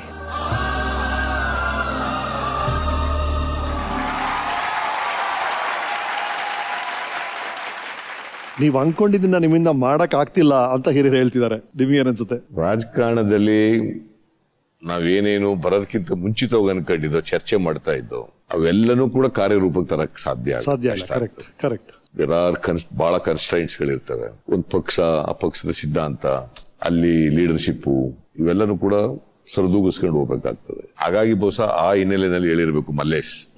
ಇವರು ಮೊದಲಿಂದ ಸಮಾಜವಾದಿ ಪಕ್ಷದಲ್ಲೇ ಇದ್ರು, ಈಗಲೂ ಸಮಾಜವಾದಿಯಾಗೇ ಇದ್ದಾರೆ. ಅನಂತಮೂರ್ತಿ ಅವರು, ಲಂಕೇಶ್ ಅವರು, ಆಮೇಲೆ ತೇಜಸ್ವಿ ಪುಟ್ಟಪ್ಪನವ್ರ ಮಗ, ಬಹಳ ಜನ ಆಗ ಚರ್ಚೆ ಮಾಡ್ತಾ ಇದ್ದು ಸಮಾಜದ ಬಗ್ಗೆ, ರಾಜಕೀಯದ ಬಗ್ಗೆ, ಮುಂದೆ ಏನ್ ಮಾಡ್ಬೇಕು, ಏನ್ ಆಗ್ಬೇಕು ಅನ್ನೋದ್ರ ಬಗ್ಗೆ ಚರ್ಚೆ ಮಾಡ್ತಾ ಇದ್ದು. ಅಂತ ಚರ್ಚೆಗಳು ಈಗ ಕಾಲೇಜ್ ಡೇಸ್ನಲ್ಲಿ ಕಡಿಮೆ ಆಗ್ಬಿಟ್ಟಿದಾವೆ ಅಂತ ಅನ್ಸುತ್ತೆ. ಸರ್, 1979 ನೀವು ಚುನಾವಣೆ ಸೋತಾಗ ಅದ ನಂತರ ಇನ್ನೂ ಸೀರಿಯಸ್ ಆಗಿದ್ರಿ ಪಾಲಿಟಿಕ್ಸ್ ಅಲ್ಲಿ ಅಂತ ನಮಗೆ ಅನಿಸ್ತಾ ಇದೆ ರಿಸರ್ಚ್ ಮಾಡಿದಾಗ. ಅಲ್ಲರೂ perhaps you taking it lightly. ಒಂದ್ಸಲ ಸೋಲು ಅನುಭವಿಸಿದ ಮೇಲೆ ನೀವು ಇನ್ನೂ ಸೀರಿಯಸ್ ಆಗಾದ್ರ ಅಂತ. ನಾನು 4 ಚುನಾವಣೆಗಳು ಸೋತಿದ್ದೀನಿ, 2 ಪಾರ್ಲಿಮೆಂಟು, 2 ಅಸೆಂಬ್ಲಿ, 7 ಸಾರಿ ಗೆದ್ದಿದ್ದೀನಿ. ಇದು ಸೋಲು ಗೆಲುವುಗಳು 2 ಅನುಭವಗಳು ಕೂಡ ಆಗಿದಾವೆ ನನಗೆ. ನಾನು ಜನರಿಂದ ಸೋತಾಗಲಿ ಗೆದ್ದಾಗಲಿ ಯಾವ ಸಂಬಂಧ ಜನಗಳ ಜೊತೆ ಇದೆ ಅದು ಅವತ್ತಿನಿಂದಲೂ ಕೂಡ ಇವತ್ತಿನವರೆಗೂ ಹಾಗೇ ಉಳ್ಕೊಂಡು ಬಂದಿದೆ. ಸೋತಾಗಲೂ ಜನಗಳ ಜೊತೆ ಇದ್ದೆ, ಗೆದ್ದಾಗಲೂ ಜನಗಳ ಜೊತೆ ಇರ್ತೀನಿ, ಆಮೇಲೂ ಜನಗಳ ಜೊತೆ ಇರ್ತೀನಿ. ಅದೇ ಬಹಳ ಚೆನ್ನಾಗಿ ಹೇಳಿದ್ರು ಲಾಸ್ಟ್ ಸ್ಟೇಟ್ಮೆಂಟ್, ಜನ ಅವ್ರ ಹಿಂದೆ ಇದ್ದಾರೆ ಅಂತ ಮುಗಿಸಿದ್ರು ಅವರು. ಸರ್, ನೀವು ಸೋಲಲ್ಲಿ ಕಲ್ತಂತ ಅತಿ ದೊಡ್ಡ ಪಾಠ ಯಾವ್ದು ಸರ್? ಎಲ್ಲಾ ಸೋಲ್ಗಳಲ್ಲೂ ಸಮಥಿಂಗ್ ಯು ರಿಮೆಂಬರ್, ಅದರಿಂದ ನಾನು ಕಲ್ತೇನೋ ಹತ್ರ ಏನಾದ್ರು ನೆನಪಿದೆ ನಿಮಗೆ? 99 ನಾನು ಸೋಲ್ತೀನಿ ಅಂತ ಅನ್ಕೊಂಡಿರ್ಲಿಲ್ಲ. ಆ ಸಾರಿ ಎಲ್ಲಾ ಕಡೆ ಕ್ಯಾಂಪೇನ್ ಮಾಡಕ್ ಹೊರಟೋಗ್ರೆ. ನನ್ನ ಕಾನ್ಸ್ಟಿಟ್ಯೂನ್ಸಿಗೆ ಓದೋದು 2 ದಿನ, ಬಾಕಿದೆಲ್ಲ ಬೇರೆ ಕಡೆ ಬೇರೆ ಕಾನ್ಸ್ಟಿಟ್ಯೂನ್ಸಿಗಳಿಗೆ ಹೋಗಿ ಕ್ಯಾಂಪೇನ್ ಮಾಡ್ತಾ ಇದ್ದೆ. ಆಗ ನನಗನ್ನಿಸ್ತು, ಸೋತ್ ಮೇಲೆ ಆಗ 5 ವರ್ಷ ಫೈನಾನ್ಸ್ ಮಿನಿಸ್ಟರ್ ಆಗಿದೆ. ಫೈನಾನ್ಸ್ ಮಿನಿಸ್ಟರ್ ಆಗಿ ಇಷ್ಟೆಲ್ಲಾ ಕೆಲಸ ಮಾಡಿದ್ರು ಕೂಡ ಯಾಕೆ ಜನ ನನ್ನ ಮೇಲೆ ವಿಶ್ವಾಸ ಇಡ್ಲಿಲ್ಲ ಅಂತ ಸ್ವಲ್ಪ ಹೊತ್ತು ನೋವಾಯ್ತು. ಮತ್ತೆ ಅದನ್ನೇ ಒಂದು ಚಾಲೆಂಜ್ ಆಗಿ ತಗೊಂಡೆ. ಮತ್ತೆ ನಾನು ಚುನಾವಣೆಯಲ್ಲಿ ಗೆಲ್ಲಬೇಕು, ಈ ರಾಜ್ಯದ ರಾಜಕಾರಣದಲ್ಲಿ ಇರಬೇಕು, ಜನಸೇವೆ ಮುಂದುವರಿಸಬೇಕು ಅಂತೇಳಿ ಅವತ್ತು ತೀರ್ಮಾನ ಮಾಡಿದೆ. ಅವತ್ತು ಬಹಳ ಕಷ್ಟ. 5 ವರ್ಷ ನಾನು ಬಾಡಿಗೆ ಮನೇಲಿ ಇದ್ದೆ. 99 ಆದ್ಮೇಲೆ 2004 ಬೆಂಗಳೂರು ನಂಗೇನ್ ಮನೆ ಇರ್ಲಿಲ್ಲ, ಸೈಟು ಇರ್ಲಿಲ್ಲ. ಒಂದು ಸೈಟು ಸಿಕ್ಕಿತ್ತು MLA ಸೊಸೈಟಿಯಿಂದ, ಅದು ಮಾರ್ಬಿಟ್ಟೆ 91 ಲೋಕಸಭೆ ಸೋತಾಗ ಕೊಪ್ಪಳದಲ್ಲಿ. ಸೊ ನನಗೆ ಪಾಪ ಸ್ನೇಹಿತರುಗಳೆಲ್ಲ ನನ್ನ ಮನೆ ಬಾಡಿಗೆ ಕೊಡ್ತಾ ಇದ್ರು. ಸೊ ಆ 5 ವರ್ಷದಲ್ಲಿ ಬಹಳ ಕಷ್ಟ ಇತ್ತು. ಆಗ ನಾನು I took it as A challenge. ರಾಜಕೀಯದಲ್ಲಿ ಥ್ರೈವ್ ಆಗ್ಲೇಬೇಕು, ಜನಸೇವೆಯಿಂದ ವಿಮುಖರಾಗಬಾರದು, ನಾವು ನಂಬಿರ್ತಕ್ಕಂಥ ವಿಚಾರಗಳಿಂದ ಬದಲಾವಣೆ ಆಗಬಾರದು, ರಾಜಿ ಮಾಡ್ಕೋಬಾರದು ಅಂತೇಳಿ ಆಗ ಇಡೀ ರಾಜ್ಯನೆಲ್ಲ ಓಡಾಡಿ 2004 ಮತ್ತೆ ಅಧಿಕಾರಕ್ಕೆ ಬಂದು, ಮತ್ತೆ ಹಣಕಾಸು ಡೆಪ್ಟಿ ಚೀಫ್ ಮಿನಿಸ್ಟರ್ ಆಗಿ, ಹಣಕಾಸಿನ ಮಂತ್ರಿಯಾಗಿ ಧರ್ಮಸಿಂಗ್ ಅವ್ರ ಕಾಲದಲ್ಲಿ. ಆಮೇಲೆ ನನಗೆ ಅಹಿಂದ ಸಂಘಟನೆ ಮಾಡಕ್ ಪ್ರಾರಂಭ ಮಾಡಿದೆ. ದಲಿತರು, ಹಿಂದುಳಿದವರು, ಅಲ್ಪಸಂಖ್ಯಾತರು, ಬಡವರು, ಇವರು ಸಂಘಟನೆ ಮಾಡಕ್ ಪ್ರಾರಂಭ ಮಾಡಿದೆ. ಆಗ ನಾನು ಡೆಪ್ಟಿ ಚೀಫ್ ಮಿನಿಸ್ಟರ್ ಆಗಿದೆ. ನಾನು ಹುಬ್ಬಳ್ಳಿನಲ್ಲಿ ಒಂದು ಅಹಿಂದ ಸಮಾವೇಶ ಕರೆದೆ, ದೊಡ್ಡದು. ಅದು ಒಂದು ಹಿಸ್ಟಾರಿಕಲ್, ಗೊತ್ತಿದೆ, ಅದು ಸಮಾವೇಶ. ಒಂದು 2-3 ಲಕ್ಷ 4 ಲಕ್ಷ ಜನ ಸೇರಿದ್ರು. ನನಗೆ ದೇವೇಗೌಡರು ಆ ಸಮಾವೇಶ ಮಾಡಬೇಡಿ ಅಂತಂದ್ರು. ನಾನು ಹೇಳಿದೆ ಇಲ್ಲ ಅದು ಮಾಡಲೇಬೇಕು, ಕರೆದು ಬಿಟ್ಟಿದ್ದೀನಿ ಅಂತ. ಇಲ್ಲ ಮಾಡಿಕೊಡುದು ಅಂತ. ಅದರಲ್ಲಿ ಕಾಂಗ್ರೆಸ್ನವರು ಕೆಲವರು ಬಂದಿದ್ರು. ಆಗ ಇನ್ನು ನಾ ಕಾಂಗ್ರೆಸ್ ಸೇರಿರ್ಲಿಲ್ಲ. ಕಾಂಗ್ರೆಸ್ನವರು ಬರ್ತಾ ಇದ್ದಾರೆ, ಜಾಲಪ್ಪ ಅವರೆಲ್ಲ ಬರ್ತಾ ಇದ್ದಾರೆ. ನಾನು ಹೇಳಿದೆ ನಿಲ್ಸಕ್ಕಾಗಲ್ಲ, ಅದು ಮಾಡ್ತೀನಿ, ಅದಕ್ಕೂ ಇದಕ್ಕೂ ರಾಜಕಾರಣಕ್ಕೂ ಏನು ಸಂಬಂಧ ಇಲ್ಲ, ಅದು ಬೇರೆ ಸಂಘಟನೆ ಅಂತ. ಆಮೇಲೆ ನಾನು ಆ ಸಮಾವೇಶ ಮಾಡಿದೆ. ಸಮಾವೇಶ ಮಾಡಿದ ಮೇಲೆ ನನಗೆ ಪಕ್ಷದಿಂದ ತೆಗೆದಾಕ್ಬಿಟ್ರು ದೇವೇಗೌಡರು. ಮಂತ್ರಿ ಕೆಲಸನೂ ಹೋಯ್ತು. ಅವತ್ತಿನಿಂದ ಅಹಿಂದ ಸಂಘಟನೆ ಮಾಡಕ್ ಪ್ರಾರಂಭ ಮಾಡಿದೆ. ಅನೇಕ ಕಡೆಗಳಲ್ಲಿ ಅಹಿಂದ ಸಂಘಟನೆ ಬಹಳ ಯಶಸ್ವಿಯಾಗಿ ಆಗ್ಬಿಡ್ತು. ಹೌದು, ಬಹಳ ಜನ ಫಾಲೋ ಮಾಡಕ್ ಶುರು ಮಾಡಿದ್ರು. ಸಂಘಟನೆ ಬಹಳ ದೊಡ್ಡದಾಗಿ ಬೆಳೀತು. ಸೊ ಆಮೇಲೆ ಕಾಂಗ್ರೆಸ್ ಸೇರಿದ್ದು ನಾನು. Right sir. ಈಗ ಬೇರೆ ಬೇರೆ ದಾರಿ ಹಿಡಿದಿದ್ದೀರಾ, ಬೇರೆ ವಿಷಯ. ಬಟ್ ಆ ಇನಿಷಿಯಲ್ ಡೇಸ್ ನೋಡಿದಾಗ, ಆ ಫೋಟೋಸ್ ನೋಡಿದಾಗ ಎಷ್ಟು ಆತ್ಮೀಯರಾಗಿದ್ರಿ ಇಬ್ರು ಅಂತ ಅನ್ಸುತ್ತೆ. ಆ ದಿನ ನೆನೆಸ್ಕೊಂಡಾಗ ದೇವೇಗೌಡರಾಗ್ಲಿ, ರಾಮಕೃಷ್ಣ ಹೆಗಡೆ ಆಗ್ಲಿ, ಈಗ ನಿಮ್ಗೆ ಏನ್ ನೆನಪಿದೆ ಸರ್ ಆ ದಿನಗಳ ಬಗ್ಗೆ? ನಾನು ಇವ್ರಿಗಿಂತ ವಯಸ್ಸಿನಲ್ಲಿ ಚಿಕ್ಕವನು. ರಾಮಕೃಷ್ಣ ಹೆಗಡೆ, ಬೊಮ್ಮಾಯಿ, ದೇವೇಗೌಡರು, JH ಪಟೇಲ್ರು, ರಾಚಯ್ಯನವರು. ಸೊ ಇವ್ರ ಜೊತೆ ನಾನು ಇವ್ರ ಸವಾಸ ಓಡಾಡೋದ್ರಿಂದ ನಾನು ಕೂಡ ರಾಜ್ಯದಲ್ಲಿ ಒಬ್ಬ ಲೀಡರ್ ಆಗಿ ಬೆಳಿಲಿಕ್ಕೆ ಅದು ಕೂಡ ಕಾರಣ ಆಗಿದೆ. ಸರ್, ಎಷ್ಟೊಂದು ಜನ ಈಗ ಯುವ ರಾಜಕಾರಣಿಗಳು ಇರ್ತಾರೆ, ಇಲ್ಲಿ ಈ ಪ್ರೋಗ್ರಾಮ್ ನೋಡ್ತಾ ಇರ್ತಾರೆ ಸರ್. ನೀವು ಆ ವಯಸ್ಸಲ್ಲಿ ಇದ್ದಾರೋ 24-25 ನೀವು ಶುರು ಮಾಡಿದಾಗ, ಆ ಏಜ್ ಅವರು ತುಂಬಾ ಜನ ಪಾಲಿಟಿಕ್ಸ್ ಅಲ್ಲಿ ಇಂಟ್ರೆಸ್ಟ್ ಇರೋರು ಈ ಪ್ರೋಗ್ರಾಮ್ ನೋಡ್ತಾ ಇರ್ತಾರೆ. ಅವ್ರಿಗೇನ ನೀವು ಅಡ್ವೈಸ್ ಕೊಡಬೇಕು ಅಂದ್ರೆ ಸರ್, ಎಷ್ಟೊಂದು ಜನ ಸರ್ ಶುರು ಮಾಡಿದಾಗ ಒಂದು 3-4 ವರ್ಷ ಇವರೇ ಭವಿಷ್ಯ ಅನ್ನೋ ಥರ ಇರುತ್ತೆ, ನಂತರ ಡೀರೇಲ್ ಆಗ್ಬಿಡ್ತಾರೆ, ದೇ ಲೂಸ್ ದೇರ್ ವೇ. ಅದಕ್ಕೆ ಕಾರಣ ಏನು sir? Why are they not able to sustain? ನಾವು ಯಾವುದೇ ಪೊಲಿಟಿಕಲ್ ಪಾರ್ಟಿ ಸೇರ್ಕೊಂಡಾಗ ಆ ಪೊಲಿಟಿಕಲ್ ಪಾರ್ಟಿ ಐಡಿಯಾಲಜಿ ಬಗ್ಗೆ ನಮಗೆ ಸ್ಪಷ್ಟತೆ ಇರಬೇಕು, ಮತ್ತೆ ಬದ್ಧತೆ ಇರಬೇಕು. ಇವೆರಡೂ ಇದ್ದಾಗ ಬಹುಶಃ ನೀವು ರಾಜಕೀಯದಲ್ಲಿ ಯಶಸ್ಸು ಕಾಣಲಿಕ್ಕೆ ಸಾಧ್ಯ. ಸರ್, ನೀವು ಮೊದಲನೇ ಸಲ ವಿಧಾನಸೌಧ ಮೆಟ್ಲನ್ನ ಹತ್ತಿದ ದಿನ ಸ್ವಲ್ಪ ನೆನಪಿಸ್ಕೊಂಡ್ರೆ ಏನ್ ನೆನಪಾಗುತ್ತೆ ಈಗ ನಿಮಗೆ? ಫಸ್ಟ್ ಡೇ ನನಗೆ ವಿಧಾನಸೌಧ ಹತ್ತಿದಾಗ ನನಗೆ ಜ್ಞಾಪಕ ಆದದ್ದು, ಕೆಂಗಲ್ ಹನುಮಂತಯ್ಯನವರು ವಿಧಾನಸೌಧದ ಪೂರ್ವ ದಿಕ್ಕಿನಲ್ಲಿ ಒಂದು ಕೆತ್ತನೆ ಮಾಡಿಸಿದ್ದಾರೆ. ಸರ್ಕಾರದ ಕೆಲಸ ದೇವರ ಕೆಲಸ ಅಂತ ಹೇಳಿ ಮಾಡಿದ್ದಾರೆ. ಅದು ನೆನಪಾಗ್ತದೆ. ನಾನು ಇಲ್ಲಿಗೆ ಕನಸು ಕಂಡಿರ್ಲಿಲ್ಲ ನಾನು ಬರ್ತೀನಿ ಅಂತ. ಬಂದಿದ್ದೀನಿ. ಬಟ್ ಪ್ರಾಮಾಣಿಕವಾಗಿ ಜನರ ಸೇವೆ ಮಾಡಬೇಕು ಅಂತಕ್ಕಂಥದ್ದು, ಆ ಮೆಟ್ಲು ಹತ್ತುವಾಗ ಜನರ ಸಮಸ್ಯೆಗಳಿಗೆ ಸ್ಪಂದಿಸಲಿಕ್ಕೆ ಪ್ರಾಮಾಣಿಕ ಪ್ರಯತ್ನ ಮಾಡಬೇಕು, ನನ್ನ ಕೈಲಾದಷ್ಟು ಸಹಾಯ ಮಾಡ್ತಕ್ಕಂಥ ಪ್ರಯತ್ನ ಮಾಡಬೇಕು ಅಂತ ಆಗ ಅನಿಸ್ತು. ಸರ್, ಆವತ್ತು ಆ ಮೊದಲನೇ ದಿನದಿಂದ ಇವತ್ತವರೆಗೂ ನೀವು ಮಾಡಿರುವಂತ ರಾಜಕೀಯ ಸೇವೆ, ಸಮಾಜ ಸೇವೆ ನಮ್ಮೆಲ್ಲರೂ ಗೊತ್ತಿದೆ ಸರ್. ಯಾವತ್ತಾರು ಒಂದಿನ ಇದು ನನ್ನಿಂದ ಆಗಲ್ಲ, ನಾನು ಬಿಟ್ಟೋಗ್ಬಿಡ್ತೀನಿ, ನನಗೆ ಇದು ಹೋಗ್ತಾ ಇಲ್ಲ ಅಂತ ಅನ್ಸಿದ್ಯಾ ಸರ್ ಯಾವತ್ತಾರು ಒಂದಿನಾರು? ಅದೇ ಆ ಸೋತಾಗ ಒಂದು ಕ್ಷಣ ಮಾತ್ರ ಒಂದ್ಸಾರಿ ಅನ್ನಿಸ್ತು, ನಾ ಇಷ್ಟೆಲ್ಲ ಕೆಲಸ ಮಾಡಿ ಸೋತಿದ್ದೀನಿ ಅಂತೇಳಿ ರಾಜಕೀಯ ಬಿಟ್ಬಿಡ್ಬೇಕು ಅಂತ ಅನ್ನಿಸ್ತಾ. ಆಗ ಬಿಟ್ಬಿಟ್ಟು ಲಾಯರ್ ಕೆಲಸ ಮಾಡೋಣ ಅಂತ ಅನ್ನಿಸ್ತು. ಬಟ್ ಮತ್ತೆ ಇದರಿಂದ ನಾನು ಓಡೋಗ್ಬಿಟ್ರೆ ಪಲಾಯನವಾದ ಆಗ್ತದೆ, ಐ ಶುಡ್ ನಾಟ್ ಲೀವ್ ಮತ್ತೆ ಅಂತ ನಾನು ಮತ್ತೆ ರಾಜಕೀಯ ಪರ್ಸ್ಯೂ ಮಾಡ್ತೀನಿ. Right sir. ಆ ರಾಜಕೀಯ ಪಯಣದಲ್ಲಿ ಈಗ ಉತ್ತಂಗಕ್ಕೆ ಬಂದಿದ್ರೆ, ಇದಕ್ಕಿಂತ there is no better position ನಮ್ಮ ಸ್ಟೇಟ್ ಅಲ್ಲಿ. ಸೊ ಈಗ CM ಆಗಿರೋದ, what is the best thing about being a CM? ನನಗೆ ಜನರ ಸಮಸ್ಯೆಗಳಿಗೆ ಪರಿಹಾರ ಒದಗಿಸಿದಾಗ ಮಾತ್ರ ಖುಷಿ ಆಗ್ತದೆ. ಅದಕ್ಕಿಂತ ದೊಡ್ಡ ಖುಷಿ ಇನ್ಯಾವುದು ಆಗಲ್ಲ. ಯಾವುದಿಲ್ಲ, ಖಂಡಿತ ಹೌದು. ನೋವಾಗದು ಯಾವಾಗ ಅಂತಂದ್ರೆ, ಜನರು ಪಾಪ ಬಹಳ ಸಮಸ್ಯೆ ಹೇಳ್ಕೊಂಡು ಬಂದಿರ್ತಾರೆ. ಪಾಪ ಅವ್ರಿಗೆ ಗೊತ್ತಿರೋದಿಲ್ಲ. ಚೀಫ್ ಮಿನಿಸ್ಟರ್ ಅಂತಂದ್ರೆ ಈ can do and Andu anything ಅನ್ನೋ ತರ ಇರ್ತದೆ ಭಾವನೆ ಅವರಿಗೆ. ನಾವು ಅದನ್ನೇ ನಂಬಿದೀವಿ ಸರ್. ಆಗ ಅವ್ರು ಹೇಳ್ತಕ್ಕಂಥ ಕೆಲವು ಸಮಸ್ಯೆಗಳಿಗೆ ನಾವು ಪರಿಹಾರ ಕೊಡಕ್ಕಾಗಲ್ಲ. ಅಂತ ಸಂದರ್ಭಗಳಲ್ಲಿ ನೋವಾಗ್ತದೆ. ಪಾಪ ಇಂಥ ಸಮಸ್ಯೆಗಳಿದಾವೆ, ಈ ನೋವಿದೆ ಇವರಿಗೆ, ಇಂಥ ನೋವುಗಳಿಗೆ ನಾವು ಸ್ಪಂದಿಸಕ್ ಆಗೋದಿಲ್ವಲ್ಲ, ಬೀಯಿಂಗ್ ಎ ಚೀಫ್ ಮಿನಿಸ್ಟರ್ ಮಾಡಕ್ ಆಗೋದಿಲ್ವಲ್ಲ. ನಮ್ಮಲ್ಲಿ ಇರ್ತಕ್ಕಂಥ ಕಾನೂನಿನ ಸಿಸ್ಟಮ್ಗಳಲ್ಲಿ ಇವೆಲ್ಲ ಆಗ್ತವೆ. ಹಿಂದೆ ಒಂದು ಕಾಲದಲ್ಲಿ ಇತ್ತು, ಮಿನಿಸ್ಟ್ರಿಗಳೇ ಕೆಲಸ ಕೊಟ್ಬಿಡ್ತಿರೋ, ಅಪಾಯಿಂಟ್ಮೆಂಟ್ ಆರ್ಡರ್ ಕೊಟ್ಬಿಡ್ತಾ ಇದ್ರು. ಈಗ ಹಂಗೆ ಕೊಡಕ್ ಬರಲ್ಲ. ಈಗ ರಿಸರ್ವೇಶನ್ ಅವೆಲ್ಲ ಮೆರಿಟ್ ಇವೆಲ್ಲ ನೋಡ್ಕೊಂಡು ಕೊಡ್ಬೇಕಾಗುತ್ತೆ. ಈಗ ಬಹಳ ಜನ ಕಷ್ಟದಲ್ಲಿದ್ದೀವಿ, ನಮ್ಗೊಂದು ಕೆಲಸ ಕೊಡ್ಸಿ ಅಂತ ಬರ್ತಾರೆ. ಬಹಳ ಕಷ್ಟ ಅಂತವಕ್ಕೆಲ್ಲ ಸ್ಪಂದಿಸಕ್ ಆಗೋದಿಲ್ಲ. ಆಗ ಬಹಳ ನೋವಾಗ್ತದೆ. ಒಂದು ಪ್ರೊಸೀಜರ್ ಫಾಲೋ ಮಾಡ್ಲೇಬೇಕಾಗುತ್ತೆ ಯಾರಾಗಿದ್ರು ಅಂತ. ಕೋರ್ಟ್ಗೆ ಹೋಗ್ತಾರೆ. Yes right sir. ನಂತರ ಅಫ್ಕೋರ್ಸ್ ನೀವು ಫೈನಾನ್ಸ್ ಮಿನಿಸ್ಟರ್ ಆಗಿ ಮಾಡಿದಂತ ಅದ್ಭುತವಾದ ಕೆಲಸಗಳು, ಆ 12 ಬಜೆಟ್ಗಳು. ದೇವೇಗೌಡರು ಮುಖ್ಯಮಂತ್ರಿ, ನನಗೆ ಹಣಕಾಸಿನ ಮಂತ್ರಿ ಆಗುವ ಅಂತ ಹೇಳಿದ್ರು. ನಾನು ನಿಜ ಹೇಳ್ಬೇಕು ಅಂದ್ರೆ ರೆವಿನ್ಯೂ ಮಂತ್ರಿ ಆಗ್ಬೇಕು ಅಂತ ಅಂತಿದ್ದೆ. ರೆವಿನ್ಯೂ ಮಂತ್ರಿ ಜಾಲಪ್ನವ್ರು ಬೇಕು ಅಂತಂದ್ರು. ದೇವೇಗೌಡ ಹೇಳಿದ್ರು, ನೋಡಪ್ಪ ನನಗೆ ಟ್ರಸ್ಟೆಡ್ ಮ್ಯಾನ್ ಬೇಕು ಫೈನಾನ್ಸ್ಗೆ, ನೀನೇ ಆಗ್ಬಿಡು ಅಂತ. ನಾನು ಹೇಳಿದೆ, ನಾನು ಎಕನಾಮಿಕ್ಸೇ ಓದಿಲ್ಲ, ನಾನು ಹೈಸ್ಕೂಲ್ ವರೆಗೆ ಸೈನ್ಸ್ ಸ್ಟೂಡೆಂಟ್ ನಾನು. ಬಟ್ ನಿಮ್ ಚಿಕ್ಕ ವಯಸ್ಸಿನ ಮ್ಯಾಥ್ಸ್ ಇಷ್ಟ ಅಂತ ಹೇಳಿದ್ರಿ. ಹೌದು, ಬಹಳ mathematics. I was number 1 always mathematics ನಲ್ಲಿ. ನನಗೆ ಬೇಡ ಅಂತ ಹೇಳಿದೆ. ಇಲ್ಲ ನೀನೇ ಆಗ್ಬೇಕು ಅಂತ ಹೇಳಿದ್ರು ದೇವೇಗೌಡರು. ಹಾಗಾಗಿ ಫೈನಾನ್ಸ್ ಮಿನಿಸ್ಟರ್ ಆದೆ. ಆ ಹೊಸದ್ರಲ್ಲಿ I took it as a challenge. Okay, ಕೆಲವು ಪತ್ರಿಕೆಗಳು ಬರೆದ್ರು, ಹೌದು, ಸಿದ್ದರಾಮಯ್ಯನಿಗೆ 100 ಕುರಿ ಲೆಕ್ಕ ಹಾಕಕ್ ಬರಲ್ಲ, ಇವ್ ಹೆಂಗ್ ಫೈನಾನ್ಸ್ ಮಿನಿಸ್ಟರ್ ಆಯ್ತಾನೆ. ಹೌದು ಸರ್, ಅದು ಬಹಳ ಕೇಳ್ತಾ ಇತ್ತು. ಹೌದು ಸರ್, ಆ ತರ ಎಲ್ಲ ಹೇಳಿದ್ರು. ಅದನ್ನ ಚಾಲೆಂಜ್ ಆಗಿ ತಗೊಂಡೆ ನಾನು. ಆಗ ಎಕನಾಮಿಕ್ಸ್ಗಳ ಜೊತೆ ಚರ್ಚೆ ಮಾಡಿ ಮೊದಲನೇ ಬಜೆಟ್ ಮಂಡಿಸೋಕ್ಕಿಂತ ಮುಂಚಿತವಾಗಿ ಅನೇಕ ಜನಗಳ ಜೊತೆ ಚರ್ಚೆ ಮಾಡಿ ಆಮೇಲೆ ಫಸ್ಟ್ ಬಜೆಟ್ ಮಂಡಿಸ್ತೆ. ಆ ಫಸ್ಟ್ ಬಜೆಟ್ನೇ ಒಳ್ಳೆ ಬಜೆಟ್ ಅಂತ ಹೆಸರಾಯ್ತು, ಮಾಡೋರು, ವೆಲ್ಕಮ್ ಮಾಡೋದು.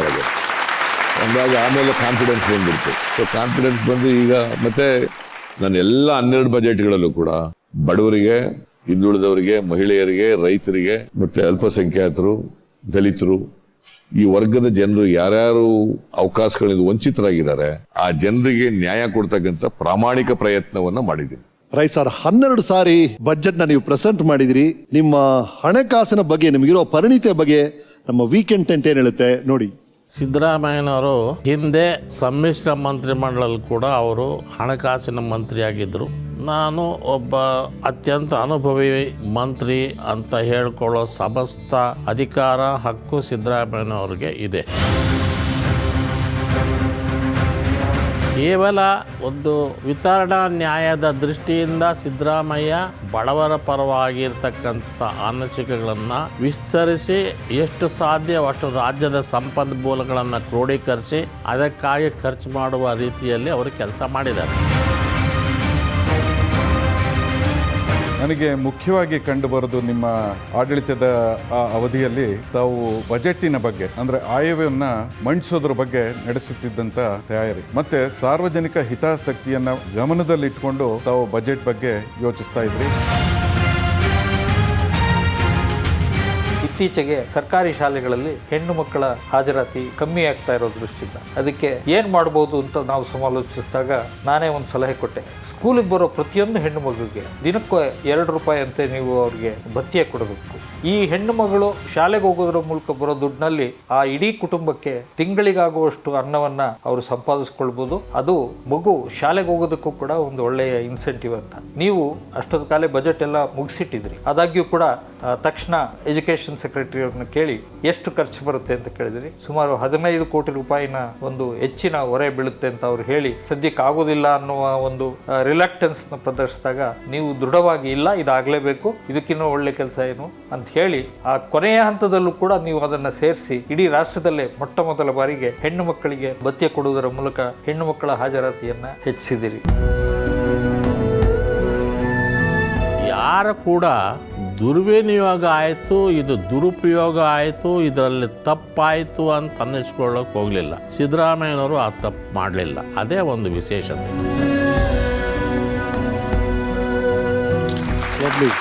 ನರಸಿಂಹಪ್ಪ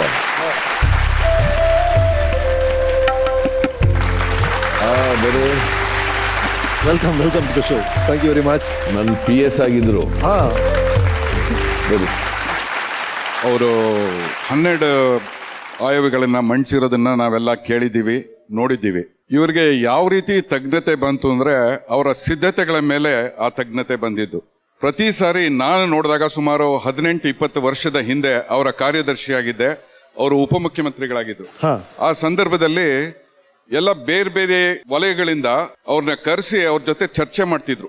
ಅವ್ರದ್ದು ಒಂದು ಮುಖ್ಯ ಗುಣ ಏನಂದ್ರೆ ಮಧ್ಯದಲ್ಲಿ ಅವ್ರು ಯಾವುದು ತಮ್ಮ ಅಭಿಪ್ರಾಯವನ್ನ ಹೇಳ್ತಿರ್ಲಿಲ್ಲ. ಪ್ರತಿಯೊಬ್ರು ಅವರ ಅಭಿಪ್ರಾಯವನ್ನ ಕೊಟ್ಟ ನಂತರ ನಿಧಾನವಾಗಿ ಅದನ್ನ ಯೋಚಿಸಿ ತಮ್ಮ ಅಭಿಪ್ರಾಯವನ್ನ ಹೇಳ್ತಾ ಇದ್ರು. ಮತ್ತೆ ಇಲ್ಲಿ ಮುಖ್ಯ ಏನಂತಂದ್ರೆ ಬಜೆಟ್ ಅವ್ರು ಯಾತಕ್ಕೆ ಸ್ಪೆಷಲಿಸ್ಟ್ ಅಂತ ಒಂದು ರೀತಿ ಜನಜನಿತವಾಗಿದೆ ಅಂತಂದ್ರೆ 12 ಆಯವ್ಯಗಳ ಜೊತೆ ಆಯವ್ಯಯ ಅಂದ್ರೆ ಒಂದು ಕಡೆ, ಆಯ ಅಂದ್ರೆ ಆದಾಯ, ಇನ್ನೊಂದು ಕಡೆ ವ್ಯಯ ಅಂದ್ರೆ ಖರ್ಚು. ಆದಾಯದ ಜೊತೆಗೆ ಖರ್ಚನ್ನ ತೂಗಿಸ್ಕೊಂಡು ಹೋಗೋದು ಇದು ಒಂದು ರೀತಿಯ ಟೈಟ್ ರೋಪ್ ವಾಕಿಂಗ್. ಇದು ತಜ್ಞತೆ ಇಲ್ದಿದ್ರೆ ಕೆಲವು ಸಾರಿ ನಾವು ಎಡವಬಹುದು. ಅಂತ 12 ಬಾರಿನೂ ಅವ್ರು ಗೆದ್ದು ಬಂದಿದ್ದಾರೆ ಅಂದ್ರೆ ಅವರ ತಜ್ಞತೆಯನ್ನ ಅಥವಾ ಎಕ್ಸ್ಪರ್ಟೀಸ್ ಅನ್ನ ನಾವು ಅರ್ಥ ಮಾಡ್ಕೊಳ್ಬೇಕು. ಇನ್ನೊಂದೇನಂತಂದ್ರೆ he has feel for figures, ಅಂದ್ರೆ ಅಂಕಿಅಂಶಗಳ ಬಗ್ಗೆ ಅವ್ರಿಗೆ ಹಿಡಿತಾ ಇದೆ.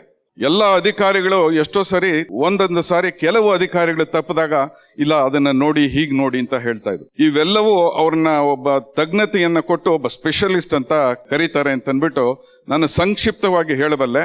Thank you sir, thank you so much. Thank you.